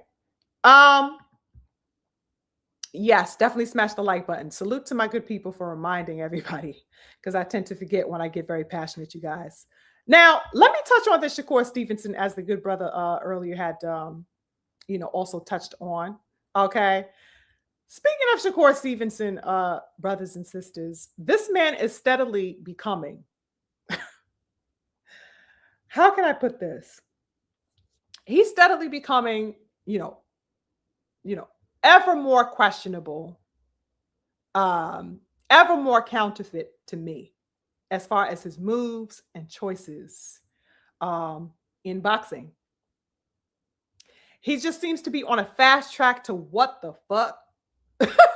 That's the track that he's on. The what the fuck track. That's all, because every time, it just seems like, time after time, I am sitting back and I have been giving this man all the space in the room, the opportunity for I don't know how many years I had been a supporter, mind you, because that is past tense. Okay. Now, I still support it to a degree to where I want to see all of these brothers get it out here and get it popping. But that is only to the degree that they are willing to get in there with the best. That's the extent of my support. I'm not going to support the bullshit. And so that now that I am witnessing what these moves are being had on the part of Shakur Stevenson, I am in absolutely no support of the nonsense. I don't give a fuck who you are. Period. I don't support the riffraff. That's not what I'm here for. I'm not here for the nonsense. I do not support or back inanity. Period. I don't care where it's coming from. I do not support inanity, people. Okay? And I see nothing but inanity being expressed on the part of Shakur Stevenson. And of course, his motherfucking butt buddy and his shadow reflection and his mirror reflection, goddamn Shakur Stevenson at this particular moment. Okay? I don't like what I'm seeing. And I will hold no bones about that. I pull no stops when it comes to expressing that because I don't like what I see there. Okay? I am swiftly coming to realize that this man has diverted off of the path of the level of esteem and merit that I find to be an absolutely necessary trait in a fighter. He is diverting from that. That's what's being exemplified. All right? That's absolutely my view on the matter. This man is out here calling for Riri the racist, brothers and sisters. Ooh, Lord have mercy. Riri the racist as his next opponent. Can somebody explicate to me what's going on? Can somebody make sense of this for me? Because my brain computer is not computing. The logic ain't goddamn logicking on my side, brothers and sisters. The left brain is fucked up. And the right brain is out of goddamn order every time I sit back and try to process this nonsense. What is going on? This man out here calling for Riri the racist and Pitbull Cruz next. You guys, this is just as of the past day or two. Man out here calling these fucking pointless ass motherfucking fights. How is this acceptable in the boxing world? How can anybody sit back and tolerate that? Now, I'm very willing, brothers and sisters, to run the risk of sounding completely like a broken record when I iterate how nonsensical it is that Shakur Stevenson is out here looking to operate at his absolute bottom line. I have no problem reiterating that over and over again. I don't care how many goddamn times I have said it. I will continue to say it so long as he is repeating this pattern. This man is out here operating on his bottom line, brothers and sisters, calling for the likes of goddamn Riri the racist and Pitbull Cruz. What the fuck is that going to feed? Who is asking for that? Did anybody wake up this morning, one of the real ones, a real boxing diehard, and say, I'd like to fight Shakur Stevenson to fight the young King Devin. I'd like to see him fight Antoine Russell. Oh, Pitbull Cruz, now you hear? Who the fuck? Oh, I'd like to see Shakur Stevenson. What's the fight that I needs to have, that I gots to have, that I wants to have? Oh, line up Riri the goddamn racist. Ain't nobody in their goddamn right mind asking for that fight, brothers and sisters. And we all know it. We all know it. There's no need to front up in here. There's no need to sugarcoat. We don't need no motherfucking preservatives for the reality, brothers and sisters. Ain't nobody asking for no goddamn Riri the racist to fight no Shakur Stevenson. Why is this man out here making these senseless moves? What is this futility? I don't get it. So that he is riding the bottom line. He is working on and calling for the mediocre in order to build a level of credence. off of doing the bare minimum, brothers and sisters. We got to call that out for what the fuck it is. That's what he is doing. So that he feels like he will garner his, a big paycheck or, a significant paycheck by assimilating next to Riri the racist. And he wants the popularity and the backing, I guess, of the Mexican, audience or whatever have you, right? In associating with Pitbull Cruz, because Pitbull Cruz has garnered a level of visibility for whatever reason, right?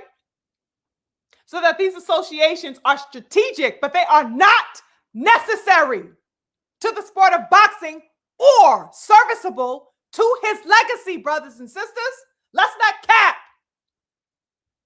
Riri the racist ain't adding a motherfucking thing to Shakur Stevenson's legacy and stature of his resume. And it goes without saying that Pitbull Cruz sure as hell ain't either. Keep it a stack. It's absolutely astounding to me that this man is looking to operate on this bare minimum, considering the fact that he just came off of the most significant win of his career, which was, of course, against Teofimo Lopez. That's the most significant win of his career. And what did I express to you guys, brothers and sisters, in the lead up to that Teofimo fight? I expressed my concerns that I had about a level of regression that I feared would take place with Shakur Stevenson, where I started to question, well, what is he going to do after? You guys remember? My focus was centralized within the aftermath of the fight with Teofimo Lopez because I knew he would win the fight. What I was interested in is what he would do after that, right? And to no surprise of mine, he is doing exactly what I was weary of, brothers and sisters, and that is seeking out an opponent who serves no worth, no value, or esteem or accreditation to his resume or to the sport as a whole. He is doing exactly that, which I was weary of. Am I lying or no, brothers and sisters? How the fuck do you go from a Teofimo Lopez to a goddamn Pitbull Cruz? Somebody fucking make it make sense. I don't care how many words you use, that cannot be explicated to me. There can be no clarity brought to that explanation because it does not make sense. He is deliberately choosing his own regression.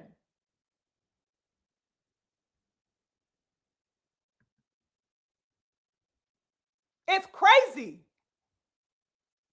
And everybody's out here pump faking and cheerleading and being all celebratory and not positing the real questions, not bringing the real dialogue to the table, which is the matter of his moves and his intentions moving forward and the level of opponents and his refraining and recoiling away from the elite competitors around him, his contemporaries of the elite stature. That's what I want to talk about. I don't want to wave no pom-poms about how Ring Magazine, ridiculously put him number 3 on the pound for pound list. Fuck that.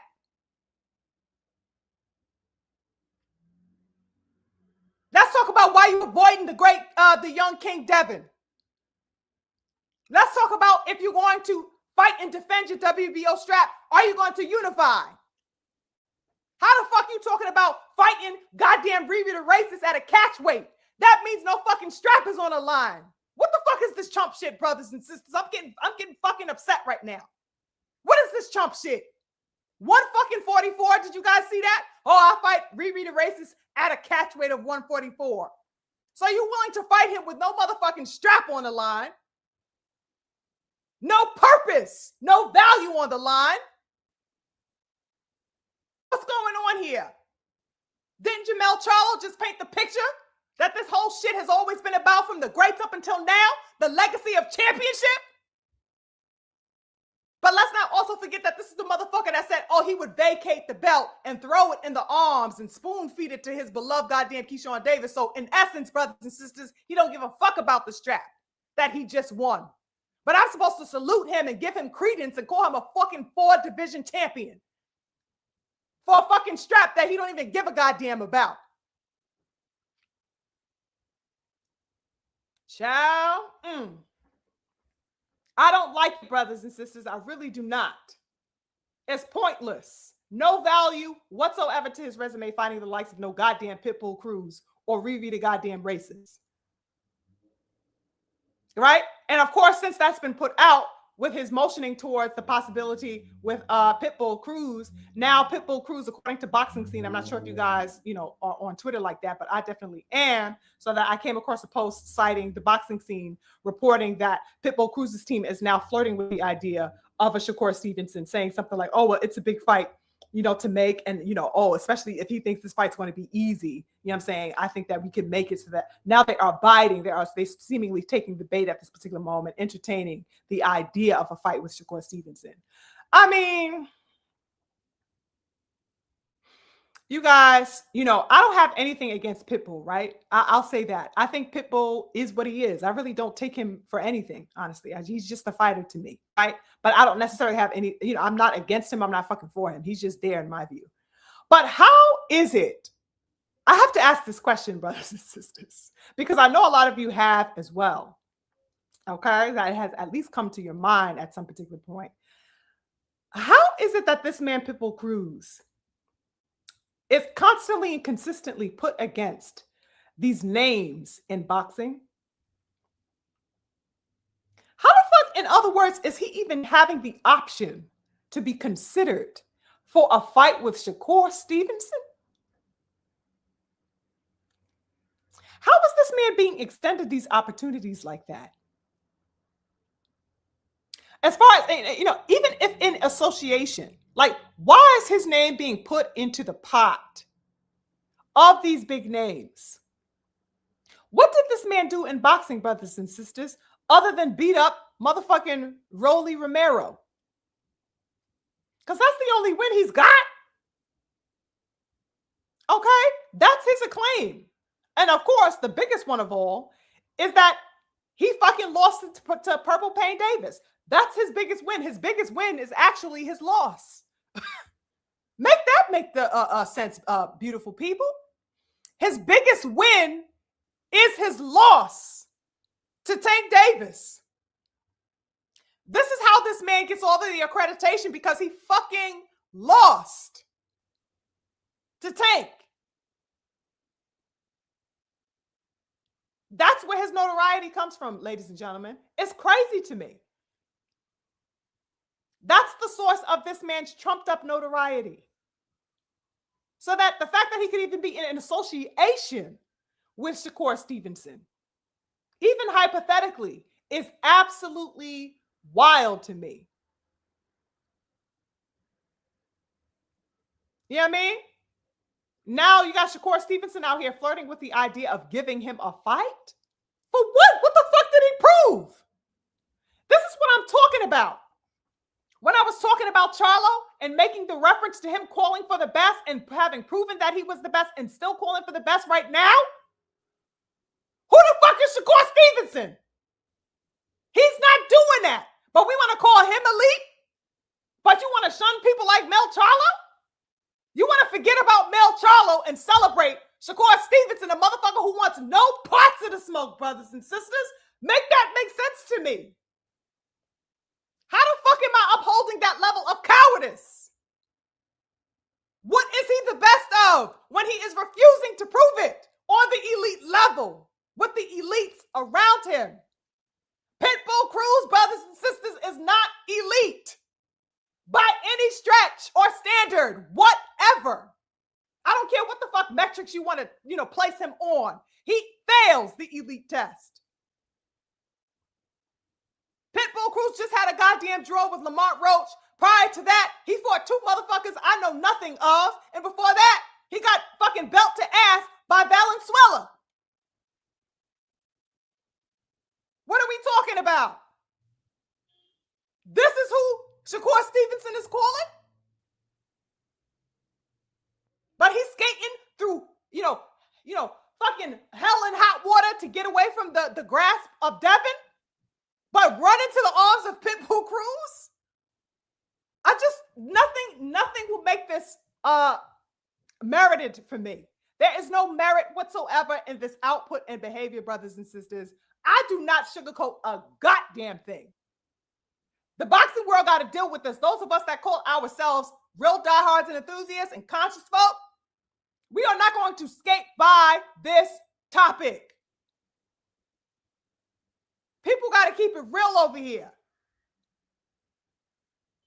This is bullshit. That's what the fuck it is.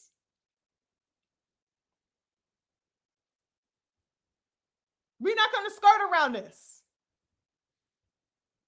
What is really happening here in terms of value and accreditation as far as Shakur Stevenson is concerned? Is this adding on? Is this in any way augmenting to a level of prestige for Shakur Stevenson in calling out the likes of a Pitbull Cruz or a racist Riri? Hell fucking no. No, the answer is no. This really ought to be analyzed, brothers and sisters, because this is the very person that people are calling a pound for pound fighter right now. He has one person of note of absolute significance on his resume. He just fought him a couple of weeks ago. One person is not the end all goddamn be all. He just embarked on that. And already, barely fucking 3 weeks removed from the fight, he is calling a nobody, essentially. Nobody. He is calling the opposite. He is calling a level of opponent that lacks in quality and stature. How is he regressing immediately after such a pivotal and significant win? That has to be put into question and highlighted. Because can we really be calling him elite if he is moving like this? He is intentionally averting smoke with the competition that he is being called to prove himself against and amongst. That is the opposite of valor, brothers and sisters. This has to be called out for what it is and dissected.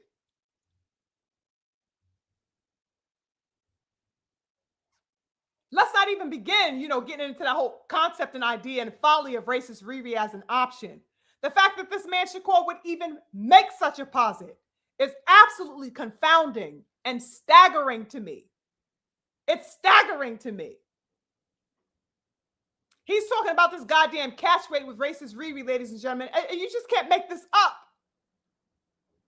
What is the worth? It serves no purpose in boxing outside of his bank account.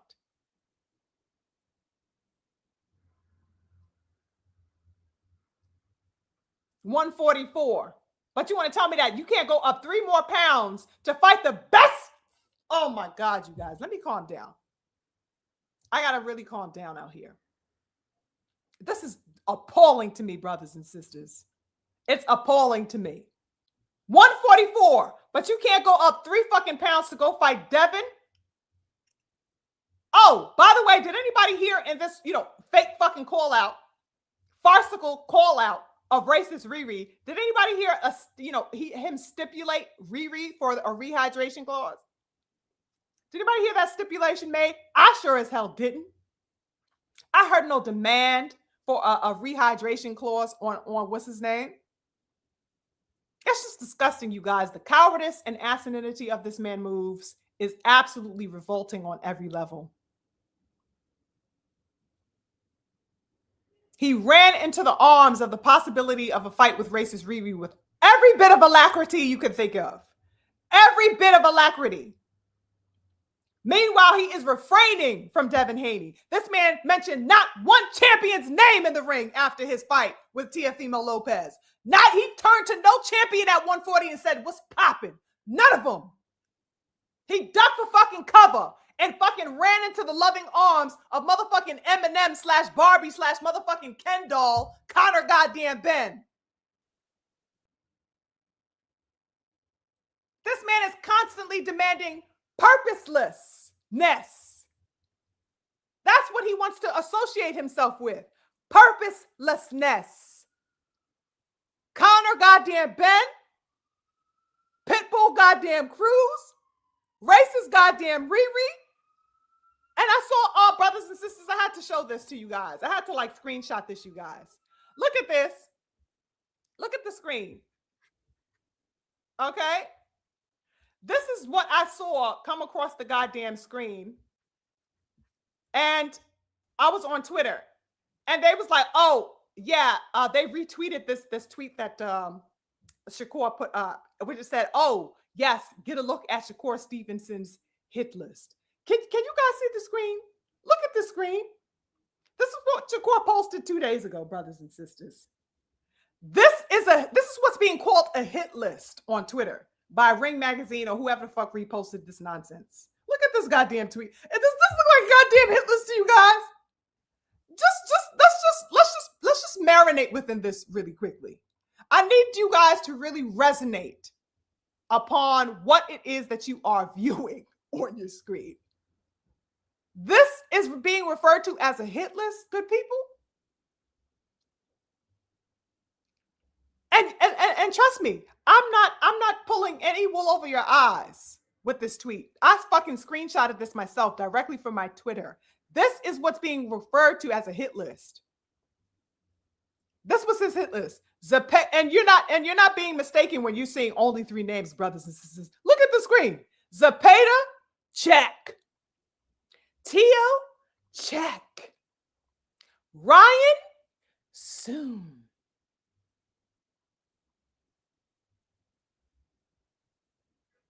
Can you believe this?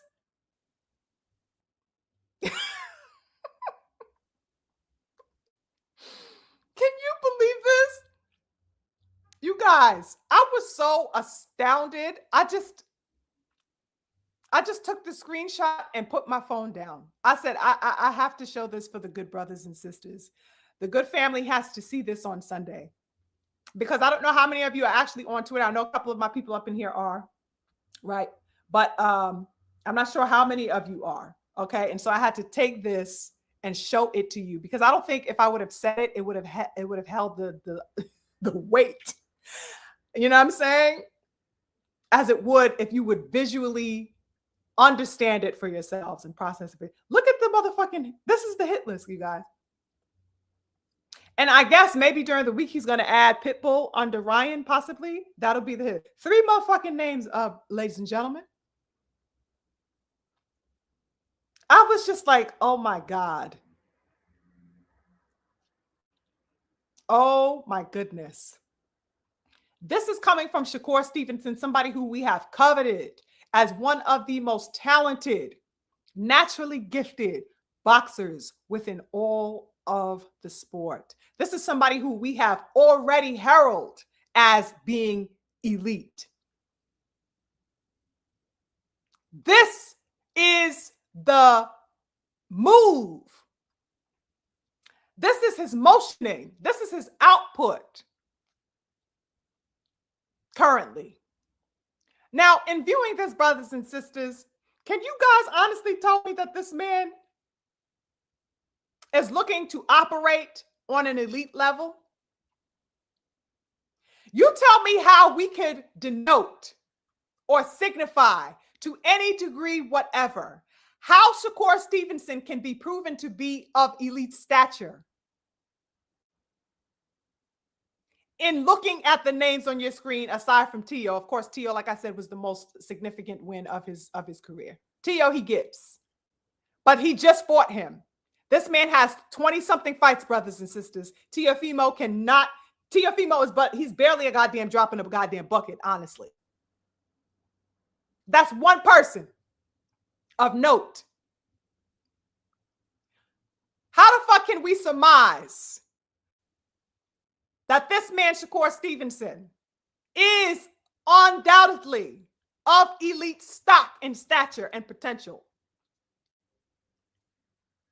if he is building his accreditation amongst people who do not hold elite value within the sport, brothers and sisters? Ryan Garcia's biggest accolade is in cheating Devin Haney. Let's not get it popping. His second goddamn biggest you know, claim to fame is in losing, just like Pitbull Cruz to goddamn Tank Purple Pain Davis. How can we deem Shakur Stevenson elite, brothers and sisters? It'll be totally different. Let's say if he had 3 names. Yes, 3 names is very frail. It's a frail ass, deficient ass hit list to only have 3 names, but it'll be totally different, good people. If the names he had on here were Devin Haney, Richardson Hitchens, Antoine Russell, for example. That'll be completely different. Okay? Still only 3 names, but the significance of those names changes the entire dynamic and structure of the conversation.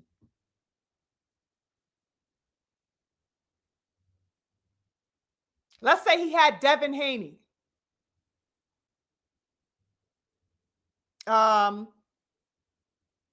Keyshawn Davis, and Antoine Russell. You change it up and interchange whatever 3 names that you feel are elite, brothers and sisters. And you tell me how the list in your mind, the 3 names in your mind, fares to his goddamn 3 names on the screen. You tell me what will make Shakur Stevenson more elite in your mind. In your mind, the 3 names of your making that you would like to see of this man, that you have been demanding or that you think would be viable, wonderful opponents for him, hold that up in your mind and look at this on your screen. And you tell me what would make Shakur Stevenson be proven to be an elite to you. Is it your idea of the 3 names or is it his? Let's not play stupid, brothers and sisters. That not you, but the boxing world. That's my statement to the boxing world. Don't play fucking stupid with me and sit up here and act like you're going to look at this goddamn, saggy, frail, deficient ass goddamn quote unquote hit list and say, oh, I'm ready for that now. Bring Ryan on. Bring Pitbull on. Bring Conor Ben on, or what other goddamn worthless other names he's called for so far. Ain't nobody asking for that bullshit. We want the goddamn meat and potatoes. We don't know motherfucking scraps, no goddamn bones as goddamn boxing fans. No goddamn crumbs. Are you trying to get it popping or not? And if you're not, move to the goddamn side with the chump shit. Look at this nonsense on your screen. This shit, every time I look at it, it makes me want to say, zip this nigga the fuck up and get him the fuck out of boxing. Pack his ass up. Because he's not here to fight the best. He's not here to exemplify that spirit of that valor and that heart. He's not on no goddamn warrior code or no demon time. He's not standing 10 toes for nothing but chump cowardice energy and behavior. Nonsense, brothers and sisters. And absolutely unacceptable. Absolutely unacceptable.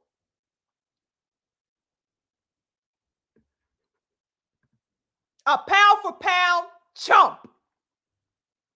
We could put him high on that goddamn list because that is what he is exemplifying and displaying at this moment with this nonsense.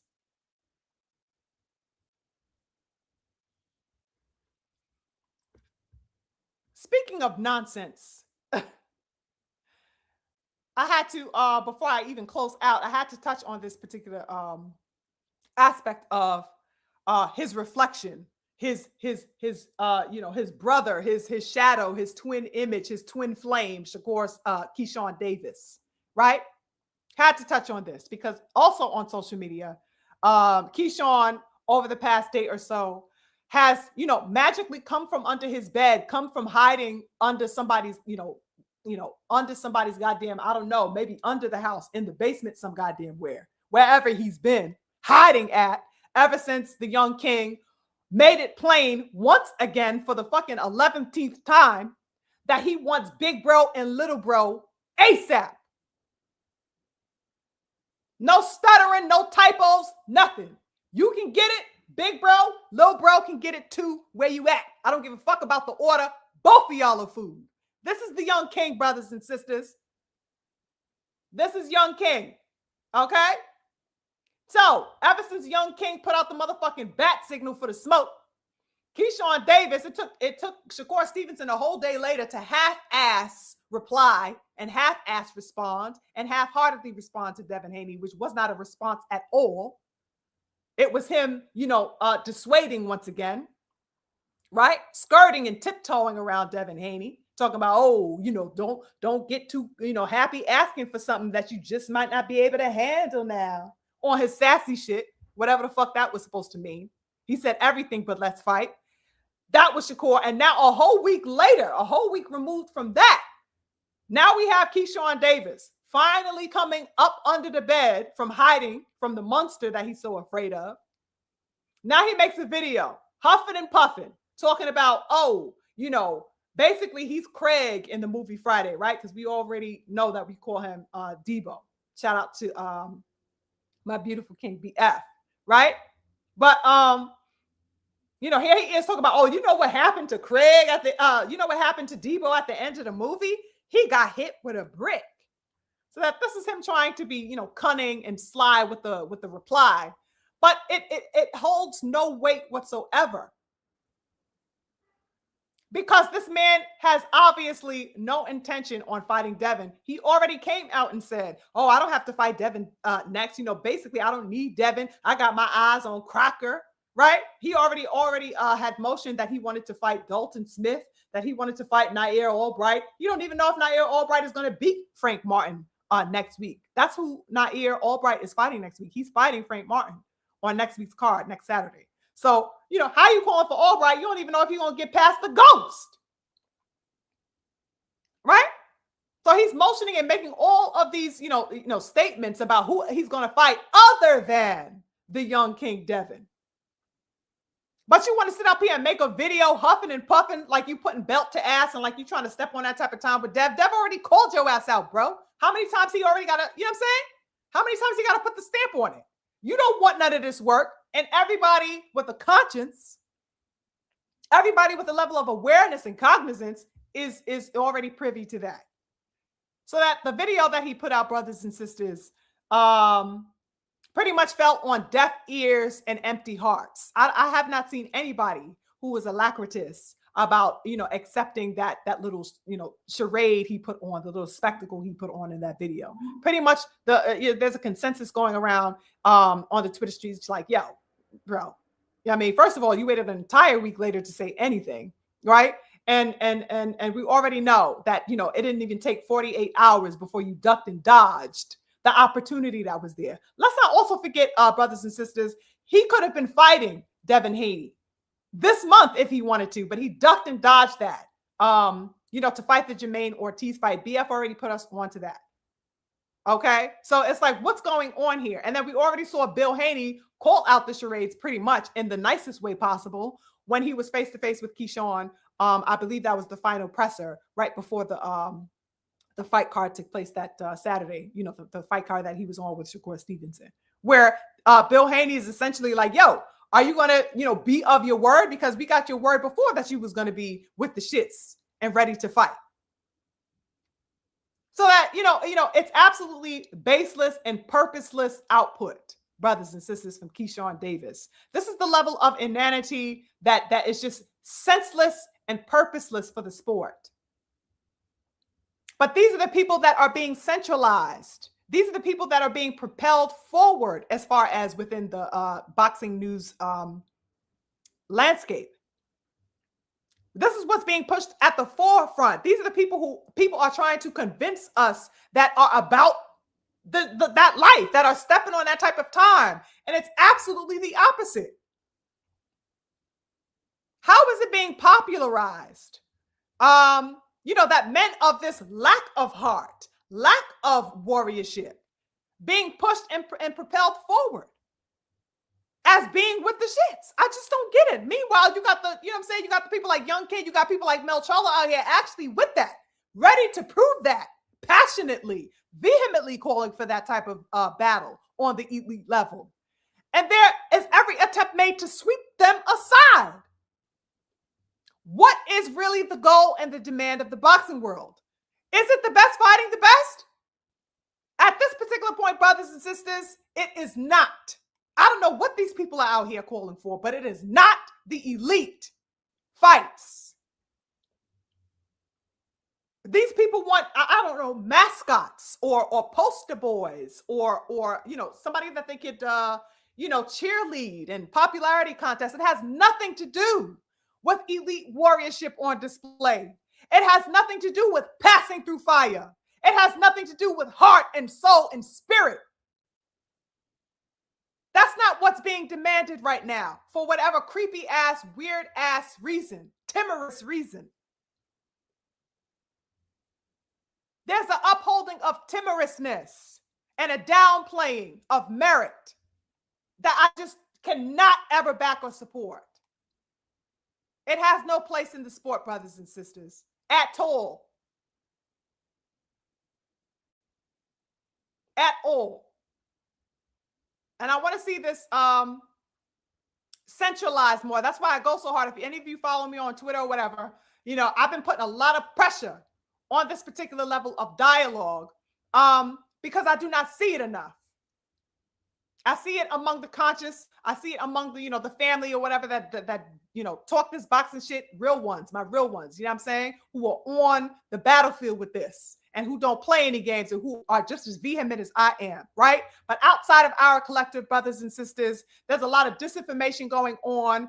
There is a lot of mystification that happens in these boxing streets where people are so caught up with the fanciful, aspect or approach to boxing that they lose sight of the purpose, which is why it was so imperative to highlight the sentiments of Jermell Charlo that he expressed. I was so happy to see him express the sentiments that he did in that interview, highlighting the importance of championship status, highlighting the importance, of elite fighting the elite, and all of these codes and systems that have upheld the sport for as long as it has, and that has brought us all to the sport of boxing with the level of passion that we have as fans and supporters and what have you. It is that's the bedrock that can't be bypassed. And for some reason, it's becoming a trend to thwart the significance of these things. I have a problem with that. If it's not talking the best, fighting the best, it's not talking nothing to me. Period. What do you guys think about this, you guys? As you guys have been engaging with it, I'm not sure if you guys have seen the interview, for those of you who have, or just the idea of the whole nonsense with this hit list. Oh, this is something else I wanted to show you guys as well. Look at this as well on your screen. Look at this goddamn pump faking.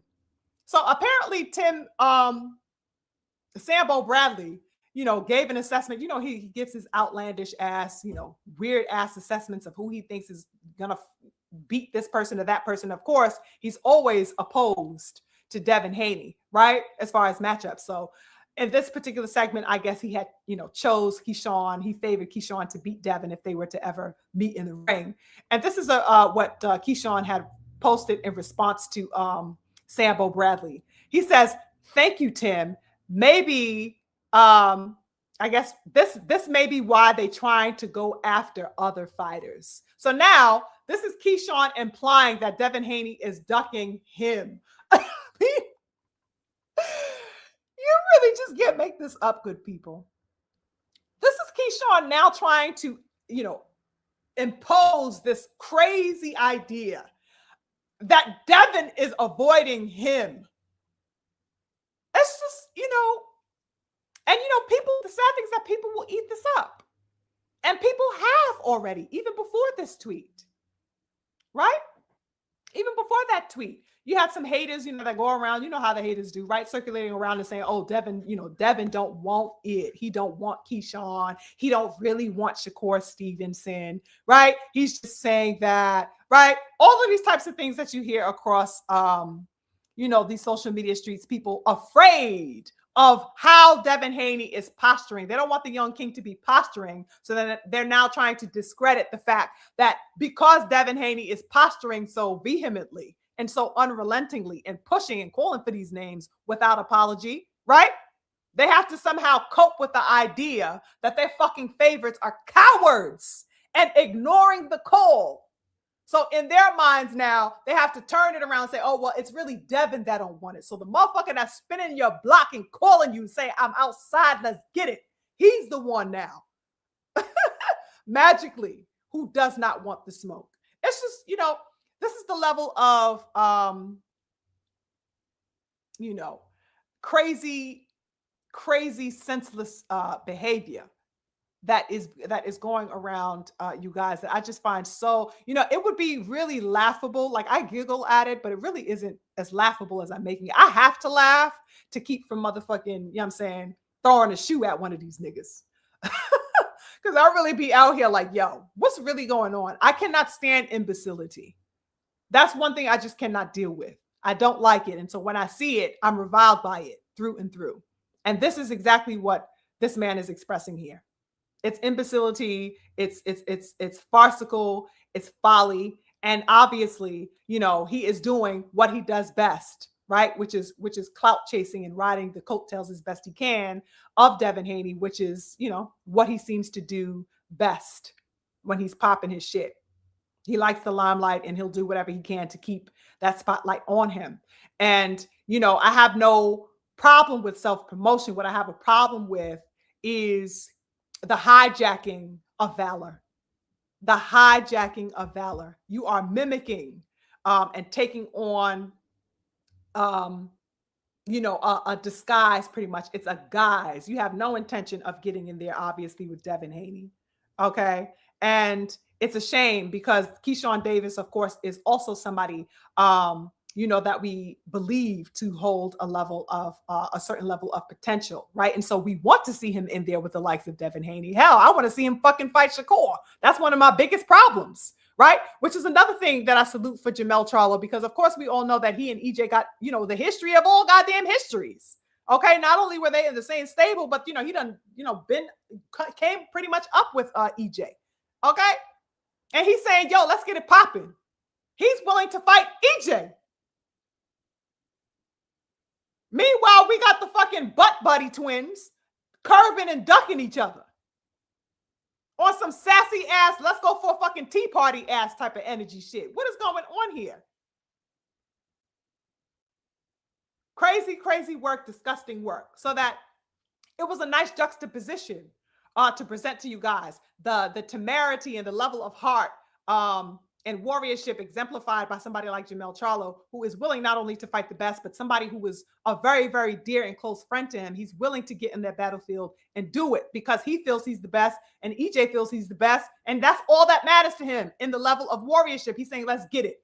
And we do not see that being exemplified or even entertained or accepted in any real tangible way by the likes of Keyshawn and Shakur Stevenson, which is a shame, right?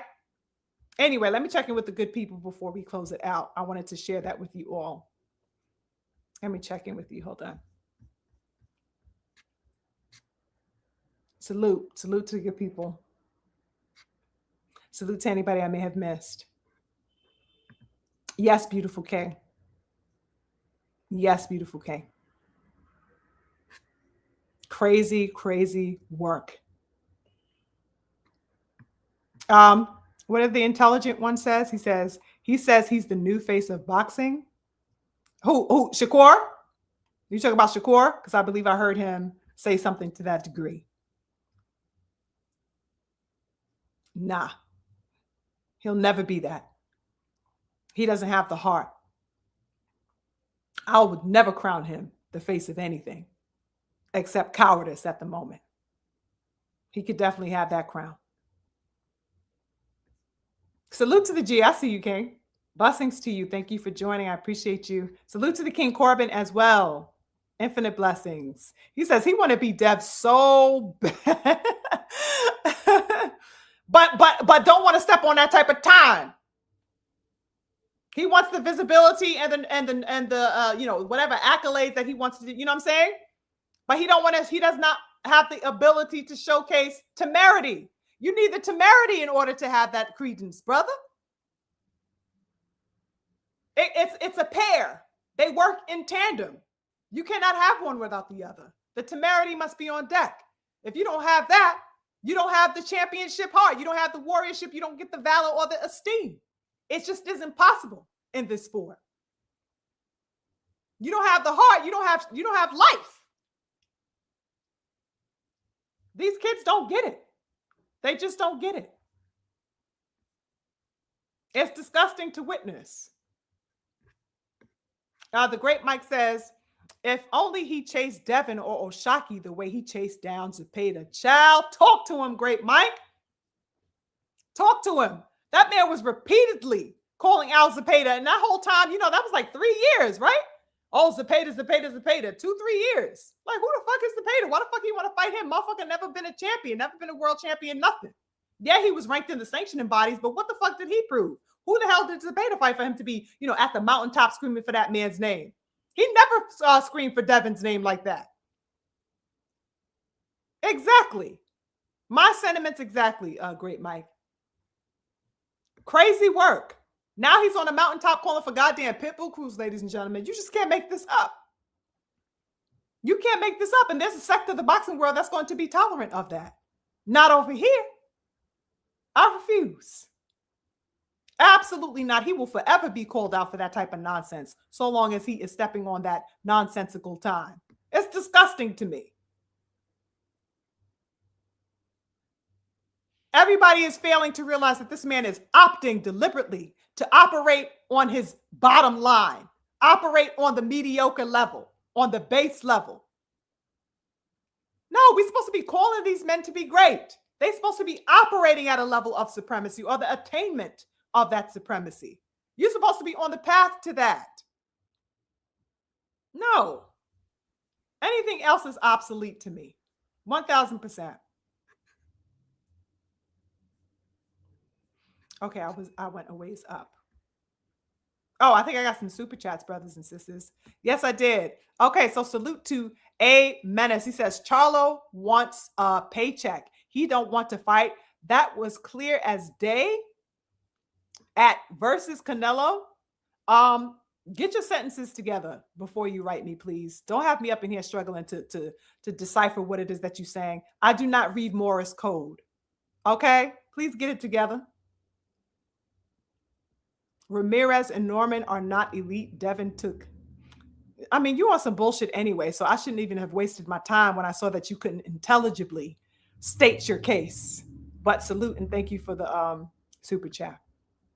We got the twin in the super chat as well. Blessing the channel as usual, supporting the channel. I so appreciate you, twin. You already know what it is. He says, leaving some color in the chat for another great Sunday living room boxing talk. Salute to the twin. Infinite blessings to my twin, Daryl. Thank you so much, King.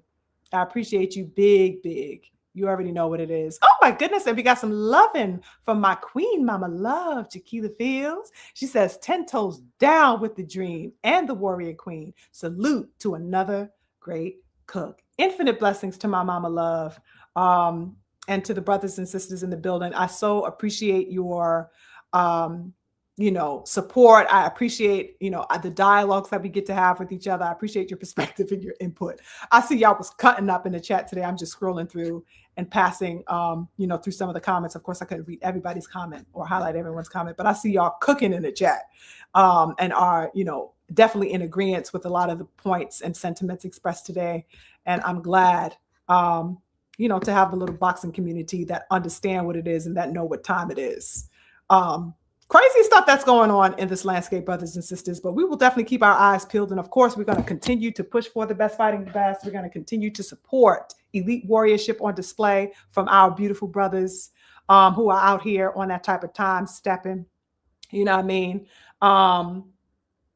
It's about elite presence. It's about the acclamation of, our rights, as fighters, that fighting spirit that we support, that we love. We stand on the shoulders of beautiful, beautiful warriors, male and female warriorship in this sport, as far as our Black greats, our Black giants go. And that's something that we're going to uphold. Okay. And, nobody is above, the exemplification of that. Nobody is above having to respect and honor these particular codes that we have saluted and upheld all of this time. And at the end of the day, it isn't about hate. It isn't about detracting or castigating any particular person for, some menial purpose. What it's about is accountability. What it's about is upholding, a level of valor and warriorship and respectability, that we stand in a long line of, right? And to put that down, to put that code down, means to sacrifice, the very thing that we respect and uphold about this sport, which we cannot have. Not as far as our people are concerned. I can't speak for anybody else, but as far as our culture is concerned, we want the best representation, that we can have, and that's a passion. People who love the sport, people who respect themselves and respect the sport and respect their opponents and want to operate, at the highest level, to keep that spirit afloat and alive, and pass it down. You know what I mean? So salute to all the warriors, salute to Jermell Charlo, salute to DHP, and salute to all of the boxers, the ones that we know and don't know, who are really about that life and about, expressing that level of heart that we respect so dearly. But anyway, I guess I'll end it there, you guys. I know I was a little bit long-winded tonight, but a lot of things that I wanted to express to the good people. I'm wishing you all a wonderful, wonderful, wonderful, wonderful week ahead. What did the great Mike say? Great Mike says, by the way, the Zuffa card is mid tonight. Oh, I had no idea that it was even on. It absolutely escaped my mind. I know I had been hearing throughout the week people talking about the Zuffa. I know I had been hearing that come up a lot, but I had no idea that was tonight. But yeah, if it's mid, that's crazy work. Maybe I'll check it. I'll catch maybe some highlights of it, when I get some time throughout the week. But sending blessings to the good family. Salute to all of you, each and every one of you. I appreciate you so much. I'm wishing you a wonderful week ahead. Until next time, beautiful people, I will catch y'all on the next one. Infinite blessings.